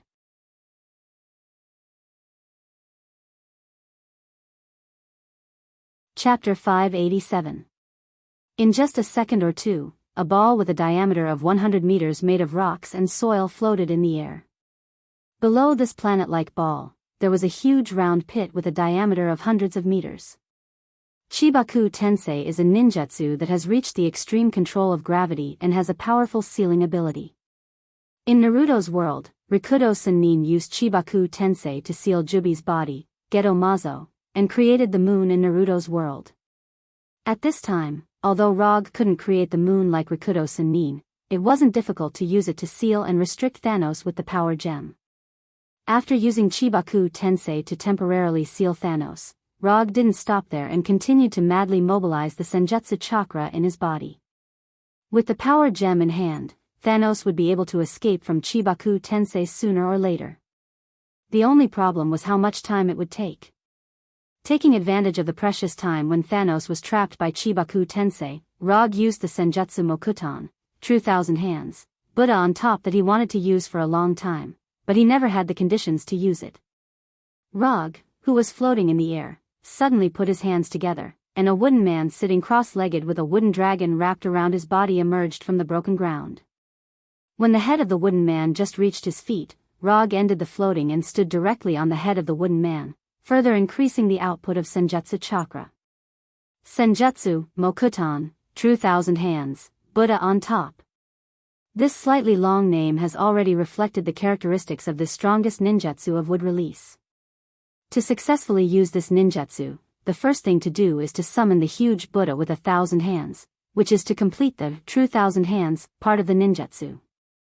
After summoning this huge Buddha with 1,000 hands, the final, Buddha on top, can be used, that is, to control these 1,000 wooden giant hands to smash the enemy. The power of this ninjutsu is beyond doubt, and the degree of coolness and grandeur is also directly maximized. However, this ninjutsu has a small problem. That is, the swing time is too long. The battle is not a turn-based game, and there is no uninterrupted preparation time. If you want to use these moves with too long a swing time, the key is to restrict the enemy in advance. Because of this, Rog will use Chibaku Tensei on Thanos, using the seal and restriction of Chibaku Tensei to buy himself enough time. As soon as the wooden golem under Rog's feet appeared, cracks of different sizes appeared on the surface of the rock ball floating in the air. The purple light of the power gem shone through the cracks. There is not much time left for him. Rog hastened his summoning of the Buddha statue when he saw the scene. Senjutsu chakra, chakra, chakra tensei, chakra, chakra, chakra, tenchakra, chakra tensei. In addition to the enormous body of the Buddha statue, wooden arms that were neatly arranged rose from the ground behind the wooden golem. These huge wooden arms were like the spikes of a hedgehog. They were densely stacked together, forming a unique and unconventional lotus platform behind the Buddha statue. Boom! When the giant Buddha with 1,000 giant arms behind it completely revealed its true appearance, the rock ball formed by Chibaku Tensei shattered under the purple light and turned into pieces of gravel of different sizes. Relying on the power of the power gem, Thanos successfully got rid of the seal of Chibaku Tensei. However, at the moment when he got rid of the seal of Chibaku Tensei, he saw the huge Buddha statue in front of him, like a real mountain. What is shock? Big is shock. As long as an object is big enough, no matter how ordinary the object is, it will give people a shocking feeling. Especially after comparing it with their own size, this kind of biological instinctive shock will become even stronger. In front of this huge Buddha statue, Thanos, who was more than 2 meters tall, was as small as an ant. Senjutsu Mokuton, true thousand hands Buddha on top. Rog didn't pay attention to Thanos' shock. At the moment when Thanos landed, he said word by word with an unprecedented serious tone. In the past, he always felt that shouting the name of a move in a battle was a very Chunibu thing. But when he summoned this huge Buddha statue with 1,000 hands and stood on the head of the Buddha statue looking down at Thanos on the ground, he instinctively shouted it. Under the gaze of Thanos, the giant wooden arms behind the Buddha statue came alive in an instant, like meteorites falling from the sky, attacking him fiercely. Is this a ninja from Earth? Looking at these huge fists that occupied his entire line of sight, Thanos silently sighed in his heart. Although he didn't know why a monster like Rog appeared on Earth, Thanos still didn't have the idea of waiting for death at this time. I'm Tianming, I won't lose to anyone. Especially people from the backward planet Earth. When these meteorite-like huge fists came towards him, Thanos, who never admitted defeat, made the craziest moves so far. Whether it was using the power gem with the help of the infinity gloves or introducing the energy of the power gem into his body, Thanos always controlled the energy output of the power gem and controlled the energy at the stage he could bear. However, now, he no longer considered his own safety and fully activated the power gem. The fists on top of the Buddha statue fell on his body one by one. Then, one by one, they shattered and broke. The huge impact brought by the Buddha statue's fist disappeared the moment it hit Thanos' body. Immovable like a mountain. At this time, Thanos seemed to have completely activated his absolute defense, and he was motionless under the bombardment of these giant fists. When the first fist of the Buddha statue hit Thanos, Rog felt that something was wrong. He felt that what he was attacking now was not Thanos, but a living power gem. Is this fused into one? Although there was now a liquid form reality gem in his body, he still showed an incredible look. He integrated the reality gem into his body just to better use the power of the reality gem and improve the compatibility between himself and the reality gem. But what Thanos did at this time was completely different from him. The power gem was still quietly staying on the infinity gloves, but in Roger's perception, the life energy signal of Thanos Overlord and the energy signal of the power gem had completely merged into one, becoming an inseparable whole.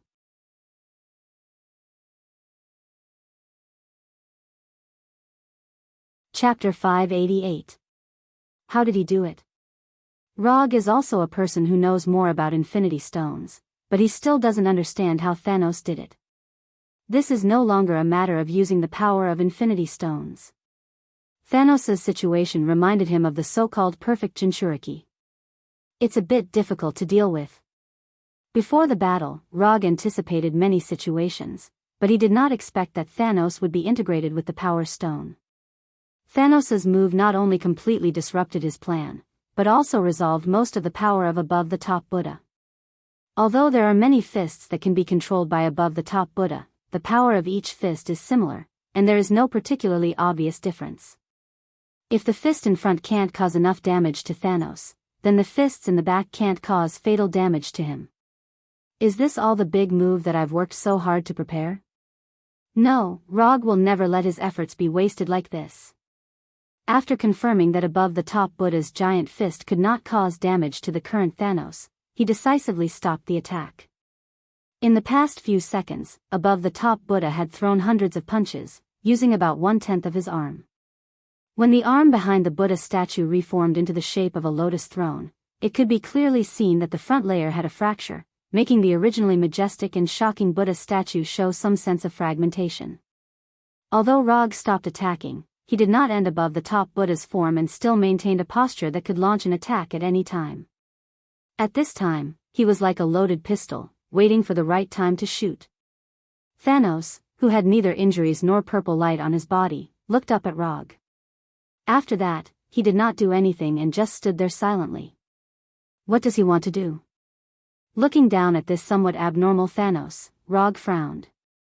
According to common sense, Thanos should seize the opportunity to attack him now. But obviously, Thanos did not show any signs of launching an attack. Is it a big move? Not likely. Did he lose control? Not likely. Time passed little by little, and a strange silence appeared on the battlefield that had just been in full swing. Thanos did not attack Rog, and Rog did not want to waste his Buddha transformation. Just a moment ago, they were still fighting ferociously, but at this moment, it was as if someone had suddenly pressed the stop button. They tacitly maintained this silent scene that should not have appeared. Just as Rog was considering whether to continue to use Buddha on the top to test Thanos, on a small hill far away from the battlefield, a strong divine power of death suddenly erupted. Only after this undisguised divine power of death appeared did Rog remember the 10-minute promise he had with Hela. Damn it, how could I forget about this? As the only spectator at the scene, Hela witnessed the entire battle between Rog and Thanos. Although there were some boring energy exchanges and inexplicable pauses in the middle, overall, the battle between Rog and Thanos still gave her a lot of gains.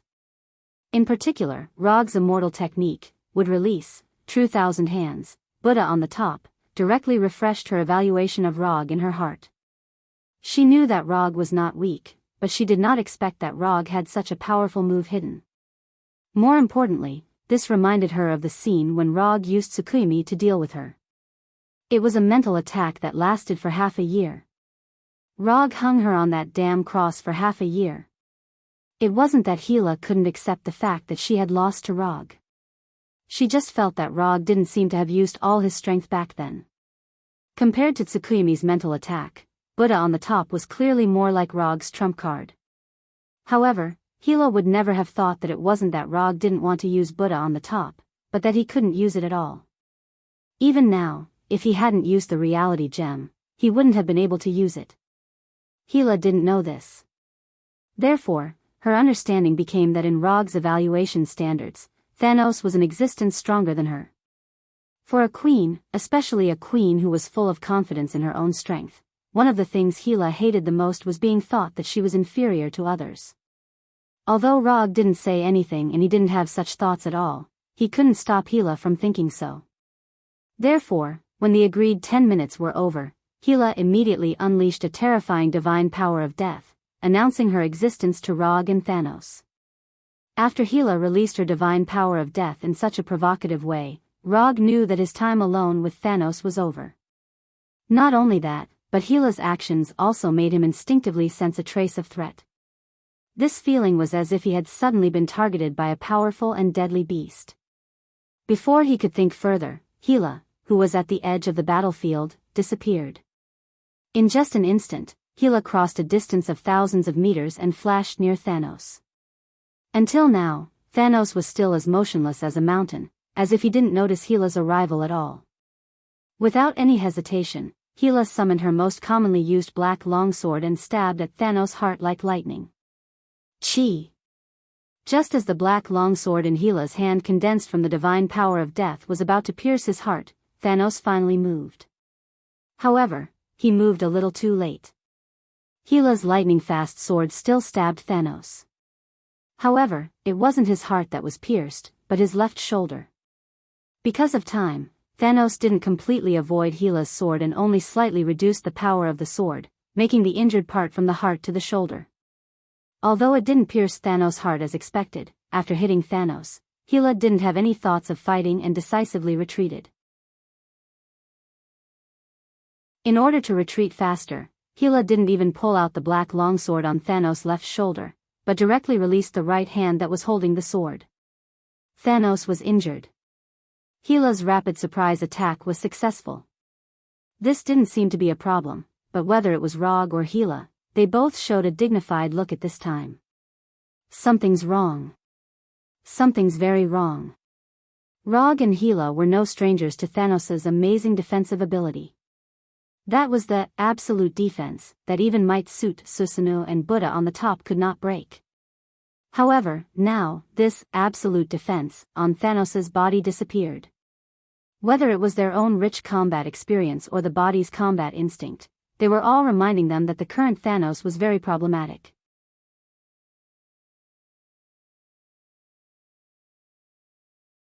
Chapter 589. Although he didn't know why Thanos lost its absolute defense, this seemed to be a good thing for Rog, who had been in a loaded state.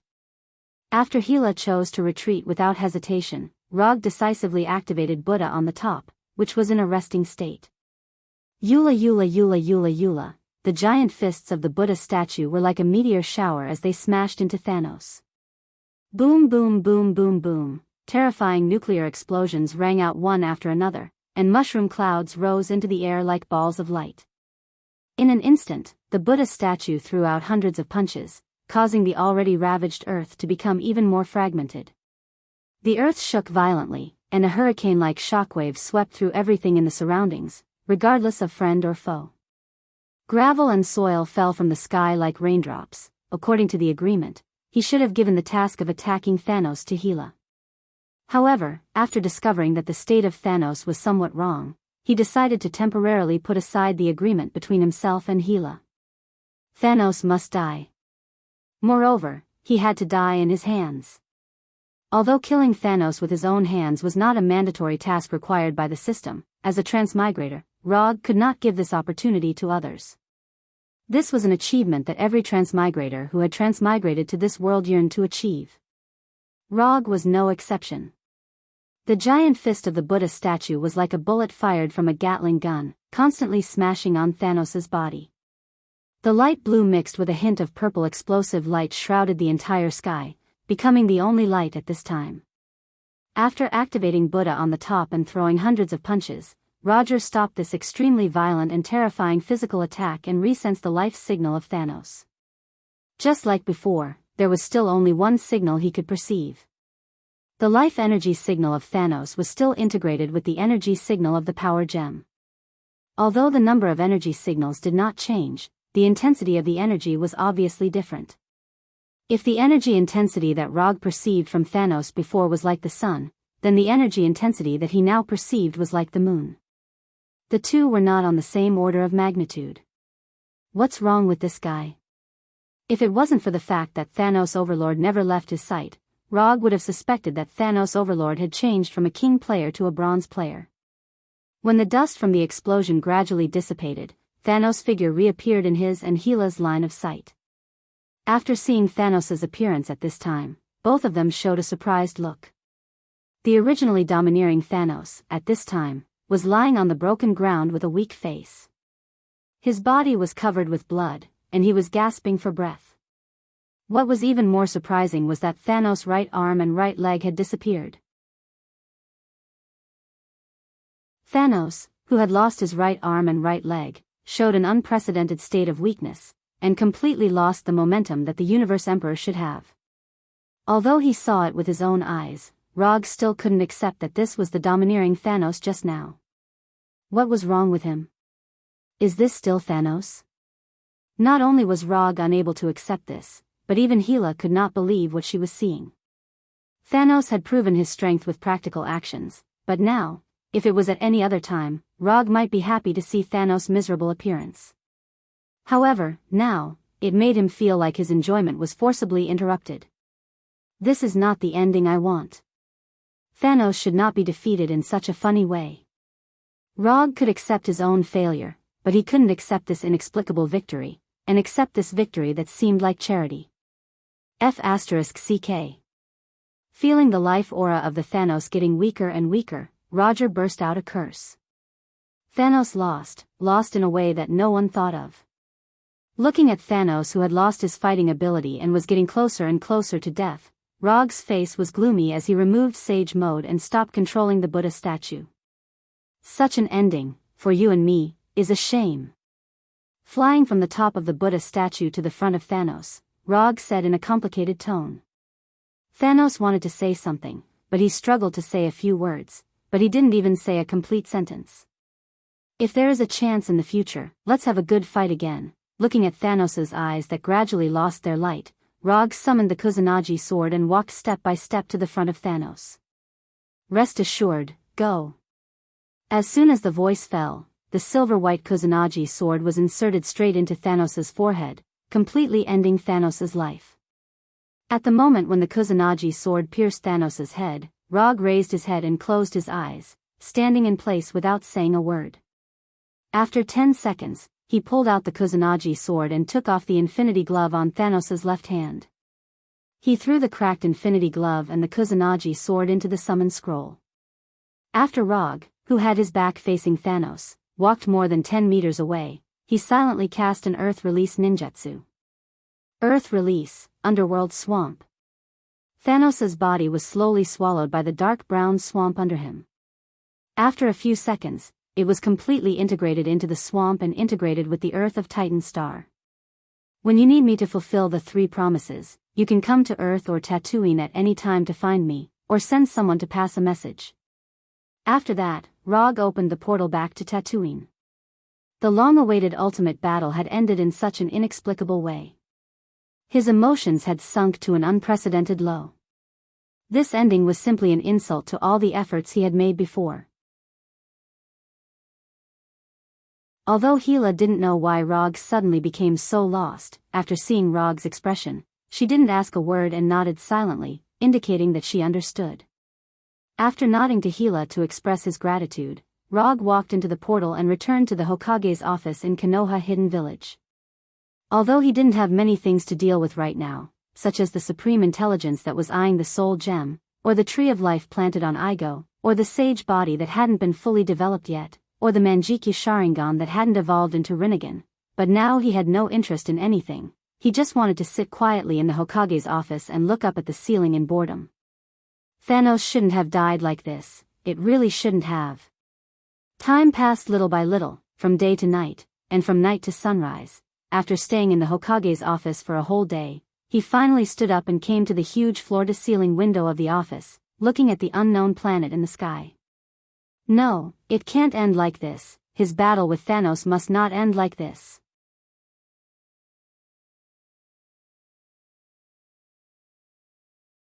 Chapter 590.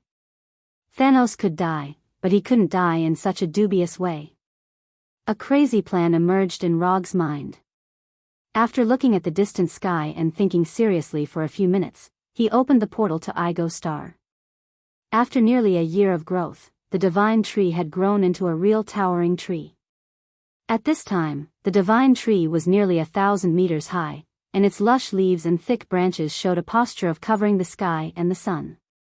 In addition to its amazing size, the divine tree was crazily devouring the natural energy on Igo Star like a cancer cell. With the location of the divine tree as the center, the surrounding hundreds of kilometers of area had become a forbidden land for life, without any plants or life. Igo, come out. Rog, floating in front of the divine tree, said in a calm tone. Not long after he finished speaking, the blue-white divine energy gathered in front of him from all directions, and the human form of Igo quickly took shape. What do you want? The white-haired Igo looked at Rog with a vigilant face and asked silently. Since Rog planted the divine tree on him, Rog had become a nightmare for him, a nightmare that he couldn't get rid of and that came to visit him from time to time. I know you don't like the divine tree very much, so I'm going to agree to your previous request and let you accelerate the ripening of the divine tree. I just want to know now, how long do you need to complete the ripening without damaging the divine tree? In the beginning, Rog intended to let the divine tree grow to maturity on its own. But now, he changed his mind. As long as it didn't affect the final chakra fruit, artificially accelerating the growth of the divine tree was not unacceptable. Half a year. Half a year in Earth time. Igo Star was not a normal planet, and Igo Star did not orbit the stars, so Igo could only answer Rog in Earth time. Okay, I'll give you half a year. After half a year, I'll come and take the divine tree and the fruit. As for you, you can go wherever you want, I won't stop you. Igo didn't expect that Rog would agree to his previous proposal to accelerate the ripening. A long time ago, he had tactfully suggested that the divine tree mature, hoping to end the tragic experience of the divine tree constantly devouring his life force. Although accelerating the ripening of the tree of God would cause some damage to his life force, he could accept some collateral damage after considering that he would be able to completely distance himself from Rog after the tree of God matured. A short pain is better than a long pain. That was what he was thinking. However, his suggestion was mercilessly rejected by Log as soon as it was raised. Good. That's what you said. Within half a year, I'll definitely make the divine tree mature.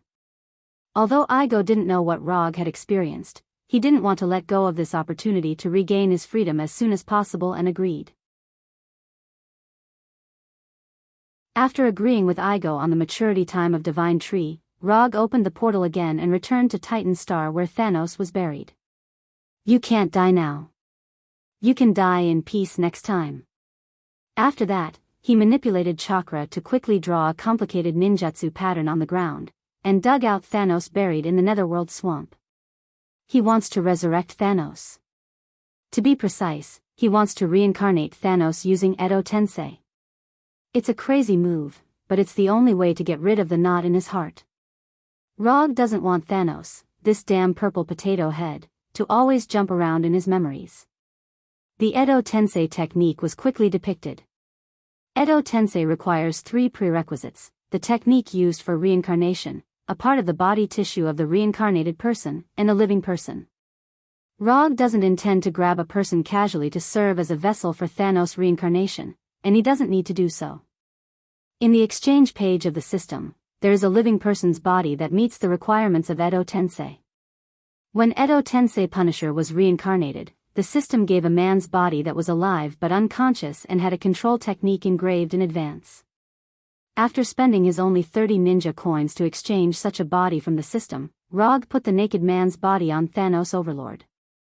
After completing all the preparations, Rog didn't hesitate and directly used Edo Tensei. Strictly speaking, this is the first time he used Edo Tensei. The last time he reincarnated Punisher, he used the Edo Tensei scroll that was exchanged from the system. This time, he relied entirely on his own ability to cast this Otherworld S-Class forbidden technique. With the operation of the reincarnation technique, Thanos Overlord's body began to merge with the man's body, and the gray dust that appeared out of thin air completely enveloped them. A few seconds later, when the reincarnation technique stopped, cracks appeared on his face, and the color of his skin changed from purple to purple-gray. Thanos Overlord appeared in front of Rog. Welcome back. Rog didn't expect that the process of reincarnation of Thanos Overlord would be so easy. In the beginning, he was worried about whether reincarnation of Thanos Overlord would lead to the death of one of the 5 legendary gods of the universe. After all, in some universes, death is Thanos Overlord's lover, the behind-the-scenes mastermind who bewitched Thanos Overlord to kill half of the universe. But it turns out that not every universe's death can take a fancy to Thanos Overlord. At least in this universe, death doesn't seem to be interested in Thanos Overlord. Although Thanos Overlord was reincarnated by Edo Tensei, he obviously hasn't fully reacted and looked at Rog in front of him with some confusion. You died, and I resurrected you again. Although you may not like this resurrection method, this is the only resurrection method I have mastered at the moment, so you can make do with it. Seeing that Thanos Overlord was resurrected,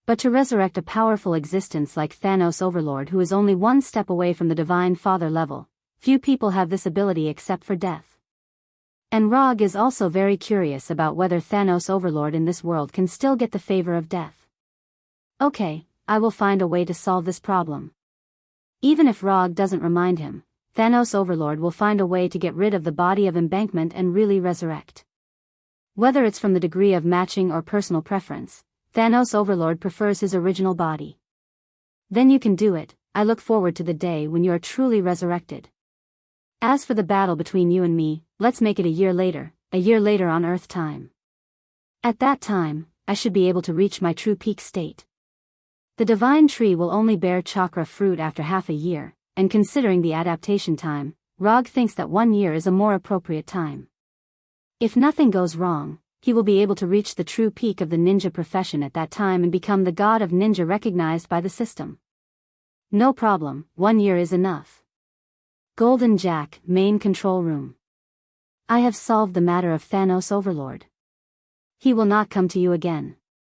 You can go back and continue to be your bounty hunters. After agreeing with Thanos Overlord on the time of the next battle, Rog opened the portal and returned to the Golden Jack. Can we go? Star-Lord asked with some uncertainty, and after speaking, he did not forget to turn his head and look at Gamora. Yes, you can go wherever you want. Rog, sitting in the captain's position, said lightly. What about the soul gem? Supreme Wisdom already knows the whereabouts of the soul gem. After a few seconds of silence, Gamora asked. I will take care of this. Supreme Wisdom can't get the soul gem. Supreme Wisdom is just a life computer, and there is no such thing as true love, so it is absolutely impossible for him to get the soul gem through sacrifice. But, Gamora wanted to continue to say something, but before she finished, she was interrupted by Rog. No buts, you can go now, I need to be alone. Rog issued an eviction order. When Star-Lord and others and the raiders brought by Yondu all left the Golden Jack, Rog said to the battleship's artificial intelligence system, Captain Jack, full speed to Womir. Although it was impossible for the Supreme Intelligence to obtain a soul gem by offering a sacrifice, just in case, Rog still decided to personally make a trip to Womir to deal with or take away the paternity appraiser, Red Skull, who was guarding the soul gem. Just as he was heading towards Womir on the Golden Jack, a group of Carey Empire troops had already appeared on Womir, which was a place where humans were rarely seen. After Rog and Thanos Overlord both left Hala, Supreme Wisdom immediately sent the Carey army to Womir in an attempt to take the soul gem into their pocket.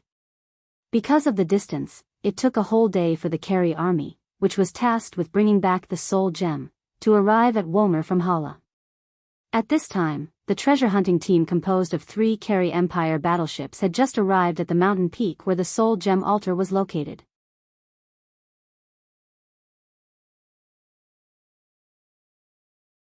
Chapter 592. Red Skull, the guardian of the soul gem, was now floating on the edge of the semicircular altar, overlooking the Carey Empire army at the foot of the mountain. Looking at this fully armed and high morale army, he couldn't help but recall his own Hydra army at that time. Thinking of this, he sighed silently. Back in the day, he was considered a big shot on Earth. He had almost achieved his great dream of ruling Earth.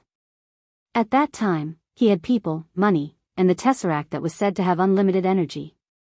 However, all of this was ruined by the man wearing a tight uniform and holding a round shield. If it weren't for that man, he wouldn't have been exiled to this godforsaken place by the Tesseract, and he wouldn't have been cursed by the soul gem and become like this. I want to go back to Earth. I want to eat Frankfurter again, I want to drink Bavarian white beer again, I want to drink pea soup again. At this time, Red Skull completely ignored the Carey Empire soldiers who were going up the mountain. His mind was full of his favorite German food. As a notorious ambitious man, Red Skull's ambition was once very big.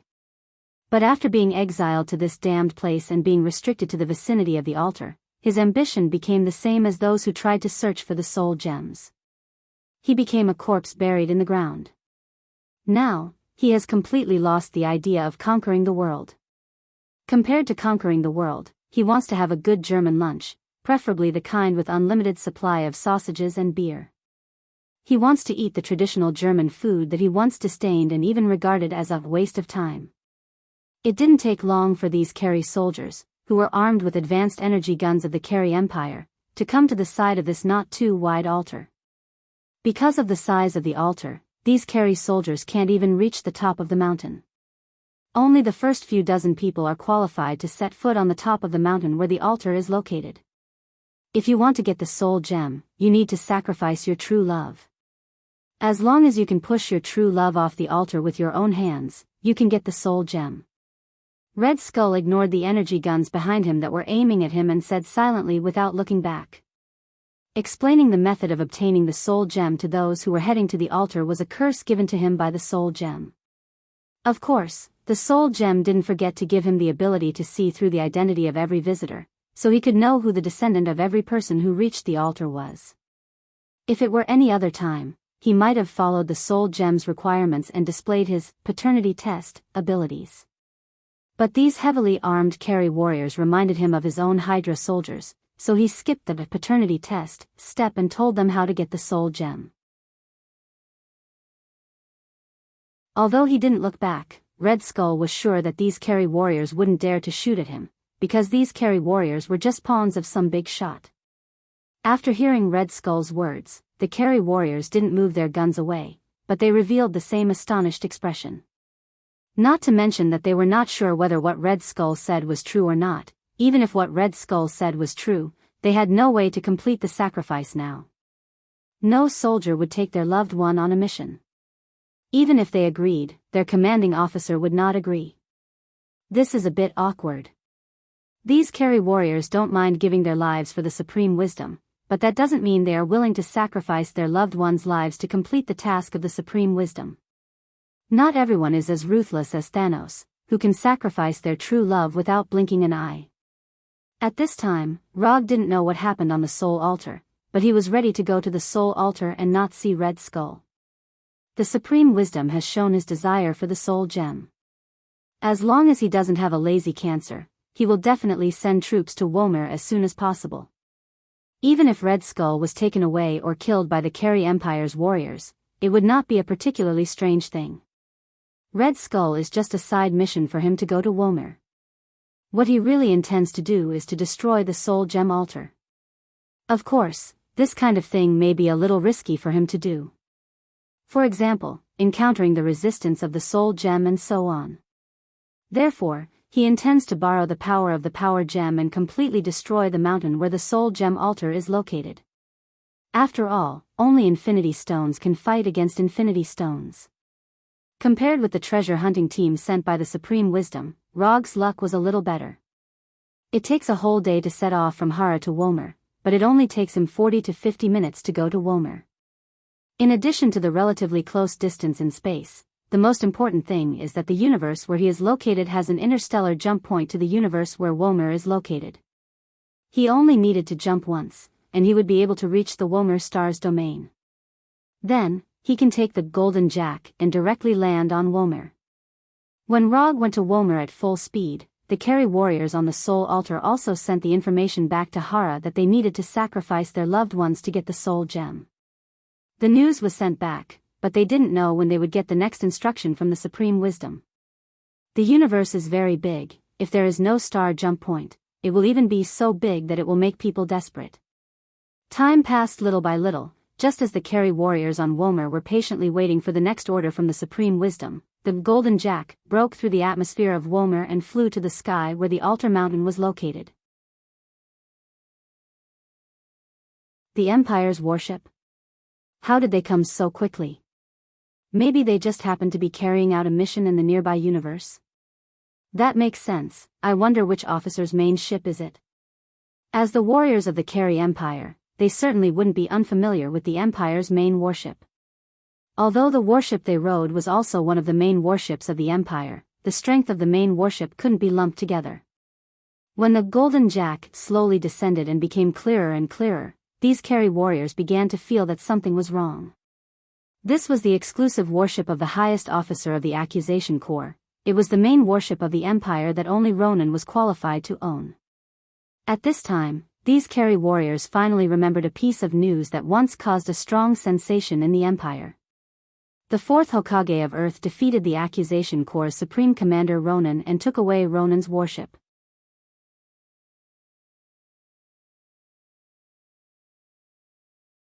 Chapter 593. The reason why these Kree warriors were so certain that the person who came wasn't the accuser Luo Nan was because before they set out, they just happened to hear the news of Luo Nan's right arm being destroyed by Thanos.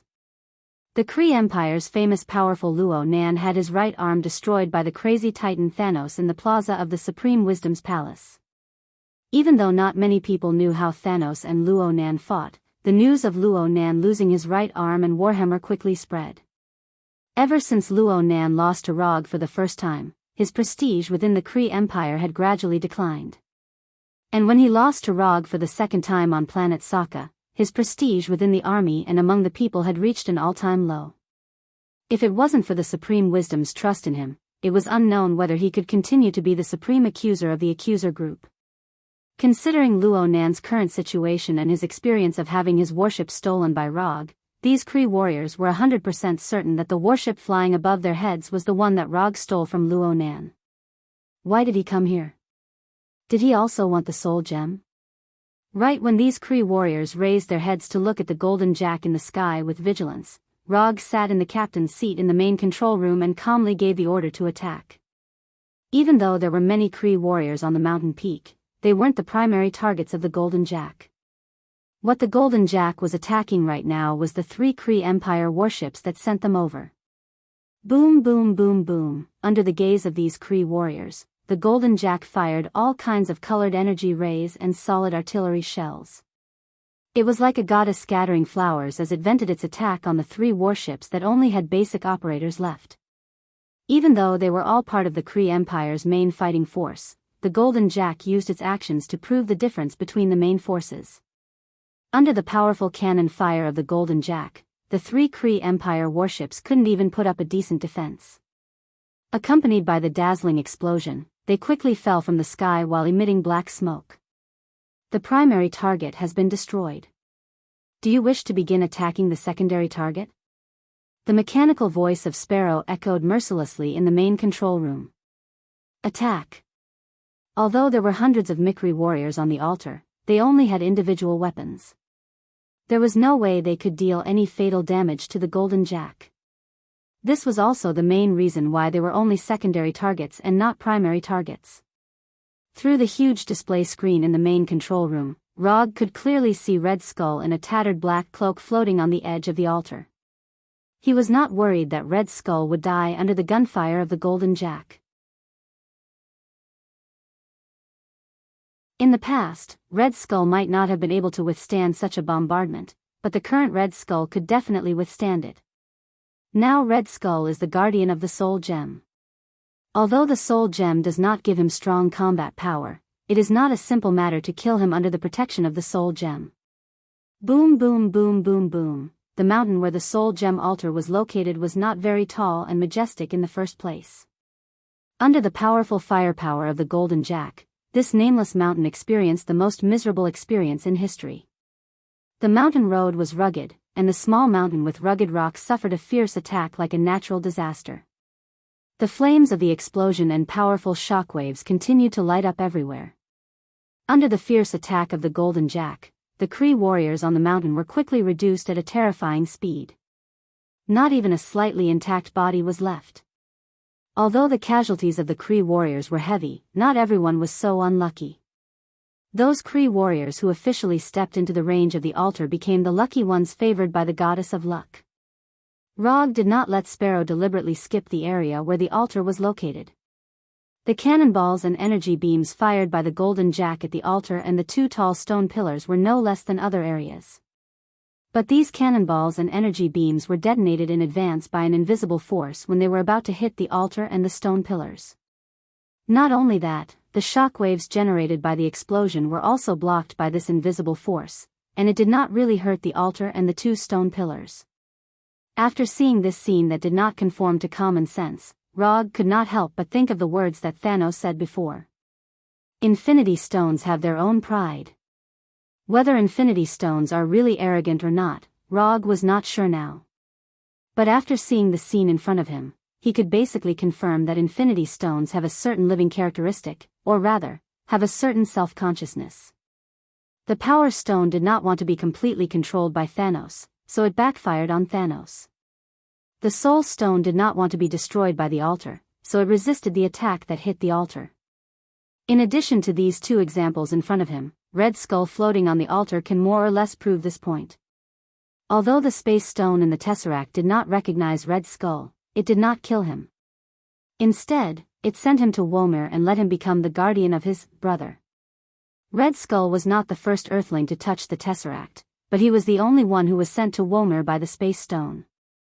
This more or less proves that this is the result of the Space Stone's active choice. When all the Carry warriors outside the altar died under the gunfire of the Golden Jack, Rog stood up from the captain's position and opened the portal to the altar. After I leave, you return to Tatooine by yourself, don't wait for me. After that, Rog walked into the portal and went from the main control room of the Golden Jack to the semicircular altar of the Soul Stone.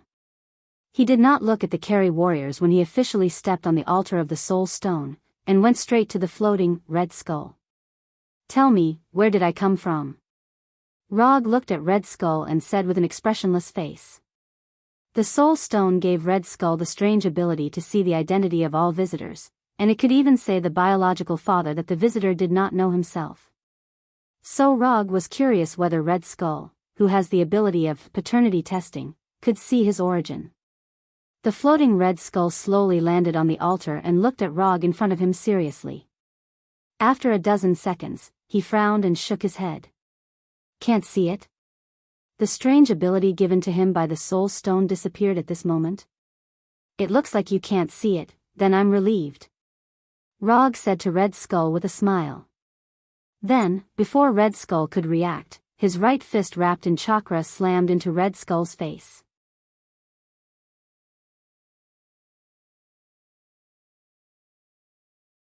Chapter 594. No one thought that after Rog finished asking, he would suddenly punch Red Skull. In particular, Red Skull himself did not expect that he would be punched solidly, and it was even on his own face. If it was before he was exiled, even if he couldn't block Rog's punch, he would definitely be able to react. Boom! Red Skull, like a baseball hit by a bat, drew a beautiful arc in the air and slammed into the circular altar at the foot of the mountain from the edge of the semicircular altar. The huge impact made Red Skull hit a conspicuous crater in the circular altar at the foot of the mountain. If it weren't for the soul gem giving him some strengthening, Rog's punch would have killed him directly. After punching Red Skull down the altar, Rog looked back at the vigilant and puzzled Carry warriors. Shadow Clone. Rog didn't intend to kill these Carry warriors himself. He summoned a Shadow Clone and gave the task of killing these Carry warriors to the Shadow Clone. Later, under the gaze of these Carry warriors, he used the super light rock technique and slowly floated down the altar and came to Red Skull again. It seems that the soul gem is quite good for you, it even helped you strengthen your physique.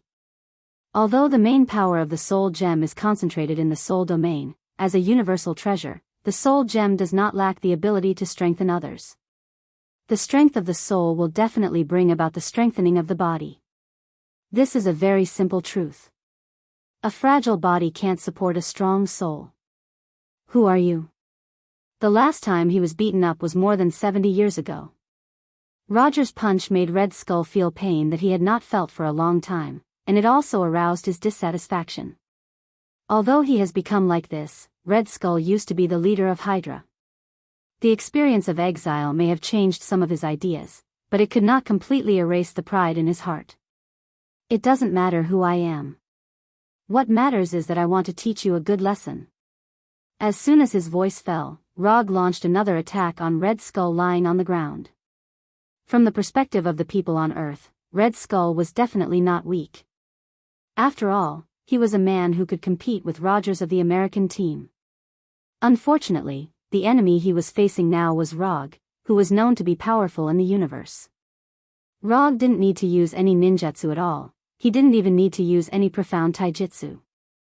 Just by using his own physical strength, he could completely crush Red Skull. Under his attack, Red Skull couldn't even make a decent defense and became a human sandbag under his fist, bearing his storm-like punches and kicks. After abusing Red Skull for 5 or 6 minutes, Roger stopped this one-sided overwhelming attack and lifted Red Skull, who was unable to move. There are 2 reasons why I hit you. The first is because the Hydra you established has caused me a lot of trouble. Although it's all small trouble, it's very annoying. As for the second reason, it's very simple, because you're ugly.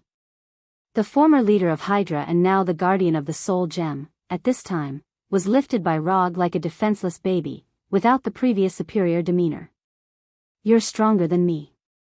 Whatever you say.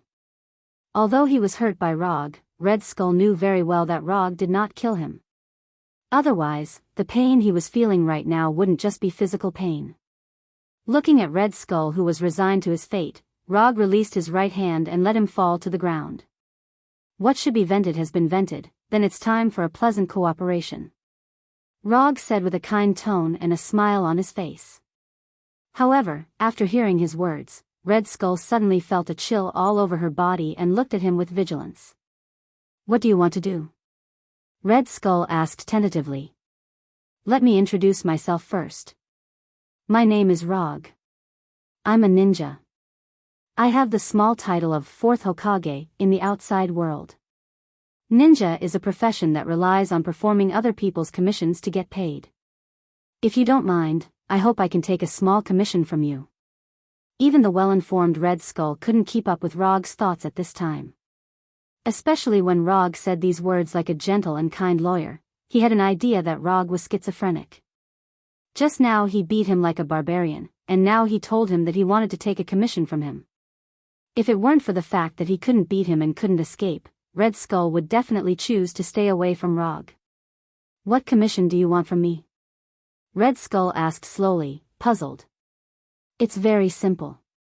You entrust me to take you back to the Earth. After returning to the Earth, you can give me some appropriate reward. Although most of your Hydra has been eliminated, there are still some stubborn loyalists left. I don't want much. After you return to the Earth, reorganize your Hydra, and then give me the funds, equipment, and antique collections in Hydra. Of course, you can also simply understand it as buying your freedom with Hydra's money. At this moment, Rog was like a bewitching demon as he slowly spoke to Red Skull. That's it? It's that simple. It's a good deal for Red Skull to exchange Hydra's funds, equipment, and other materials for his freedom. Although he didn't know what Rog was going to do, he decisively agreed to Rog's proposal. Sign this commission scroll and we will officially have a cooperative relationship. The reward is simple. Just write $1 billion first. As for the other things, a verbal agreement will do. I believe in your character. Rog didn't intend to let Red Skull's commission occupy the commission quota for too long, so the reward written on the scroll was much less than what they agreed on. Red Skull didn't speak. After taking the commission scroll from Rog, he quickly wrote it. Commission content: bring Red Skull who is cursed by the Soul Gem back to the Earth. Commission status: incomplete. Commission reward: 30 ninja coins. Red Skull's commission passed the system's judgment smoothly. Although the system only gave 30 ninja coins as a commission reward, this is acceptable for Rog, who has 0 ninja coins. Anyway, this is just a commission. It's good enough to pass the system's judgment.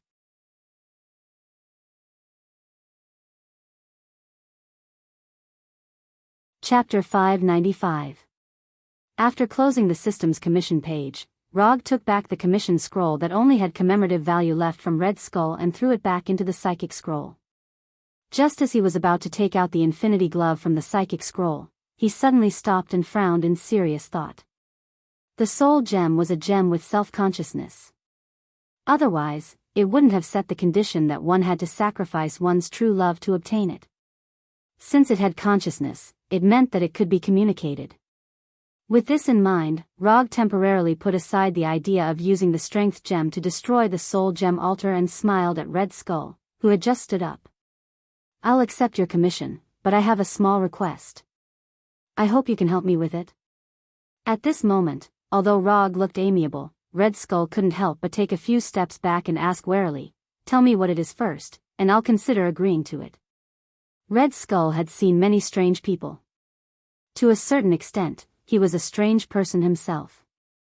But from his point of view, Rog was the real strange person, a powerful and strange person with strange ideas. It's very simple. I hope you can tell the soul gem that I want to meet it and have a good chat with it. Chat with the soul gem? What does he want? Red Skull once again showed a puzzled look. I can't tell it. Although I'm its guardian, I've never seen it, much less communicated with it. After some thought, Red Skull slowly said, "You can do it. You can do it. You are the man chosen by it. You can definitely do it."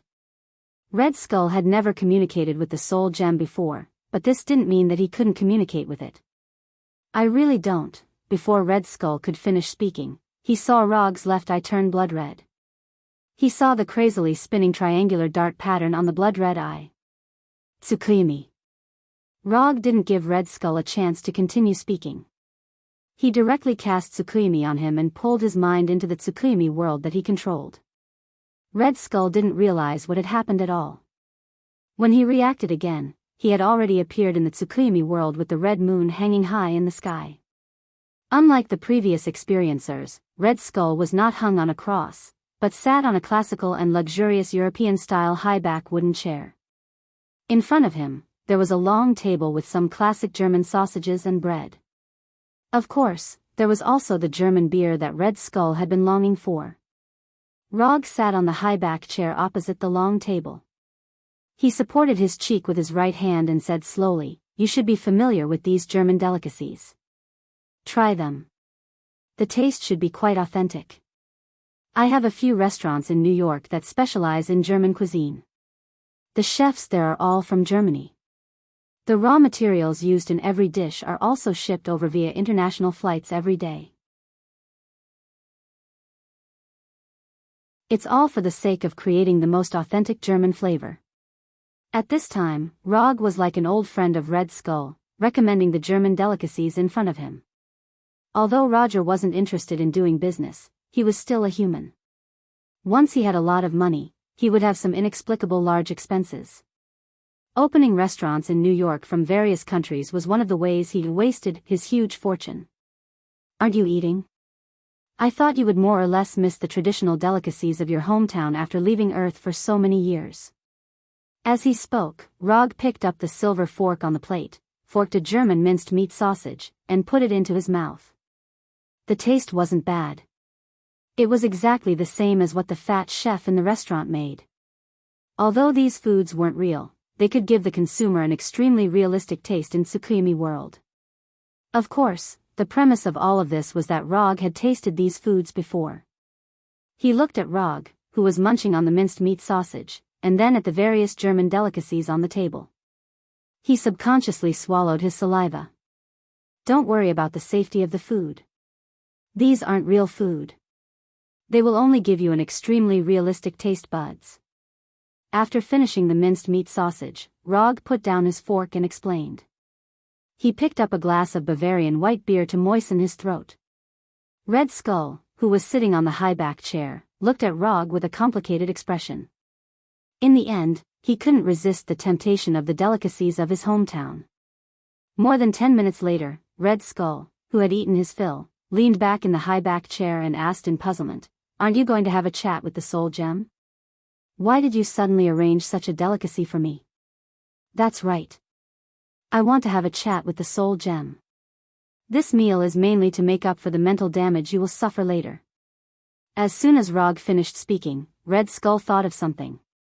However, it was all too late. Before he could do anything, the scene in front of him changed again. Tsukimi Level 2. In the Tsukimi world, Rog cast Tsukimi on Red Skull again. This time, what appeared in front of Red Skull was no longer the middle of the night with the crimson moon hanging high in the sky, but a gorgeous space that resembled a starry sky. Where is this? At that moment, Red Skull was like a child who had just learned to speak as he asked innocently. Rog didn't answer Red Skull because it wouldn't make much sense to answer. Although Red Skull still maintained his skeleton-like appearance, his mind wasn't as mature as a 3-year-old child's. This was Red Skull's subconscious space, or rather, where his true ID was. Tsukuyomi Level 2 was a discovery Rog made by chance after possessing Kodo Amatsukami. Although Tsukuyomi and Kodo Amatsukami had reached a certain pinnacle of illusion, the principles behind the two were completely different. Tsukuyomi could pull the target's mind or consciousness into the Tsukuyomi space and give the target a physical experience in the Tsukuyomi space. As for Kodo Amatsukami, it could fundamentally change the target's views and concepts. In the beginning, Rog didn't pay much attention to the difference between the two. However, when he was having some academic discussions with Hinata, he suddenly realized that using Tsukuyomi and Tsukuyomi could achieve the effect of completely entering the target's subconscious like Kodo Amatsukami. After entering the target's subconscious space, as long as he grasped the correct method, he could completely change the target's concept from the subconscious level, allowing the target to treat the modified concept as his original concept. Although he had entered Red Skull's subconscious space, Rog had no intention of modifying or prying into Red Skull's subconscious. The reason he came here was to see the soul gem.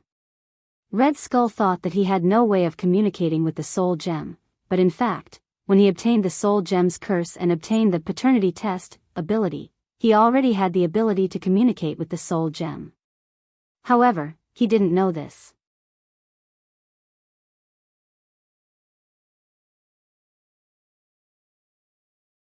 Chapter 596. At this time, you still don't want to show up? Rog ignored Red Skull next to him and said to the gorgeous starry sky in front of him. Don't look at the fact that there were only 2 people here with Red Skull. When he entered here, the soul gem detected his arrival for the first time. As an infinity stone that controls the soul domain, the soul gem has a unique advantage in perception. Not to mention that Rog also took the initiative to enter the subconscious space of the man he chose. After that, Rog waited patiently. However, after a few minutes, he still did not get any response from the soul gem. You really don't want to come out, then don't blame me for making a move on your guardian. As soon as his voice fell, Rog stretched out his right hand and reached out towards Red Skull beside him. Just at the moment when his right hand was about to touch Red Skull's neck, the soul gem finally reacted. In other words, it finally appeared in front of him. Red Skull, who had a silly look just now, seemed to have changed into a different person in an instant, and his body involuntarily exuded an ancient aura like the universe. Why do you want to see me? The appearance was still the same, and the voice was still the same. But at this time, Red Skull did not have the childish behavior and aura of a previous child at all, giving people a strange feeling as if he was talking directly to the universe. Nothing, I just want to talk to you about a deal. In addition to the soul gem, Rog has more or less touched the remaining 5 infinity stones. Although only the reality gem and the power gem belong to him directly, this is enough to keep him calm and collected in the face of any infinity stone. It may be difficult to determine the winner between a single infinity stone, and the power depends on the user's own strength. However, when 2 infinity stones cooperate with each other, they can definitely defeat any infinity stone without any suspense. This is the biggest confidence of Rog in the face of the soul gem. Deal? You make it sound nice, but you just want my power. Why do you have to use the excuse of a deal? Obviously, the soul gem did not believe Rog's statement at all. I can understand why you don't believe me. After all, you should have seen many people who covet your power. But I'm really different. I'm not too interested in your power. I just don't want you to fall into the hands of those who aren't on good terms with me. You can trust my judgment. If I don't like her, you shouldn't like her either. Rog said unhurriedly. With the reality gem and the power gem in hand, whether the other infinity gems are in his hands or not is not particularly important to him. However, this did not mean that he would allow others to obtain the soul gem. This was not a matter of being greedy or overbearing. It was purely to avoid unnecessary trouble. After a few minutes of silence, the soul gem controlled Red Skull to continue. Tell me, what is your so-called deal? In the end, the soul gem relented and stopped rejecting Logue's request. The deal I want is very simple. Your location and the method of the sacrifice will be known by a certain person that I don't like. So, I'm going to destroy your altar directly and completely eliminate the possibility of you being obtained by him. Of course, if you don't mind, I can also take you to Earth to meet your other brothers, and let you have a good chat. As soon as Rog finished speaking, Red Skull in front of him exuded a very oppressive aura, fully expressing his dissatisfaction. Destroy my altar, take me to Earth, this is your so-called deal, aren't you looking down on me too much? If it weren't for the fact that Rog's soul could not be harmed in the subconscious space of Red Skull, the soul gem would like to let Rog taste the pain from the soul right now. After living for so long, it was the first time that he had encountered someone who dared to threaten him in this way to talk about the so-called deal with him. This was simply going too far. Don't be so excited, the situation is actually not as bad as you think. Rog first calmed the mood of the soul gem, and then continued, your altar being destroyed is actually not a loss for you. Ask yourself, are you really willing to let those messy people borrow your power? So instead of using this way of sacrificing your true love to test those who covet your power, you might as well take the initiative a little bit and choose a user that you like and can see through. This is just like getting out of singleness. You can't expect to get out of singleness by staying at home. You have to take the initiative to go out and find ways to meet different people of the opposite sex, then you may meet the destined soulmate. Otherwise, do you expect your destined soulmate to get to know you who stays at home through robbing? You're not a young man anymore, you can't always wait for others to come to you. Waiting passively will only make you wait for an unreliable scumbag. At this time, Rog was like an emotional expert, providing emotional advice to the single soul gem. Although he said a lot, in summary, it could be summarized in one sentence. That is, I'm going to tear down your home and take you away while I'm at it. The soul gem did not expect that Rog would use this theory to explain the content of the deal. This made the soul gem, who had seen countless people, suddenly have a feeling that it had stayed in Womer for too long and could not keep up with the current era. Just as the soul gem was thinking about whether this deal was really worth it, Rog continued, after leaving here, you don't have to worry about being bored at all. And you don't have to face humans like Red Skulls who don't look particularly good all the time. Do you know, I have a good palace, and your good brothers, Reality, and Strength, have a VIP seat in it. If you don't mind, I can also arrange a VIP seat for you. When the time comes, whether the three of you want to have a good chat or fight the landlord, it will be very suitable. Of course, if you want to play mahjong and are short of one player, I can also play a few rounds with you to pass the time. If you still want to see the rest of your brothers, I can also arrange an opportunity for you to meet. By the way, you know, now except for you, your other brothers have a good place to belong. People are most afraid of comparison. I think Infinity Stone should be similar to Infinity Stone. You don't want to be the only single stone. You're tuning into the Carefree Valley YouTube channel. Don't forget to subscribe and join us on this journey to catch the most captivating stories.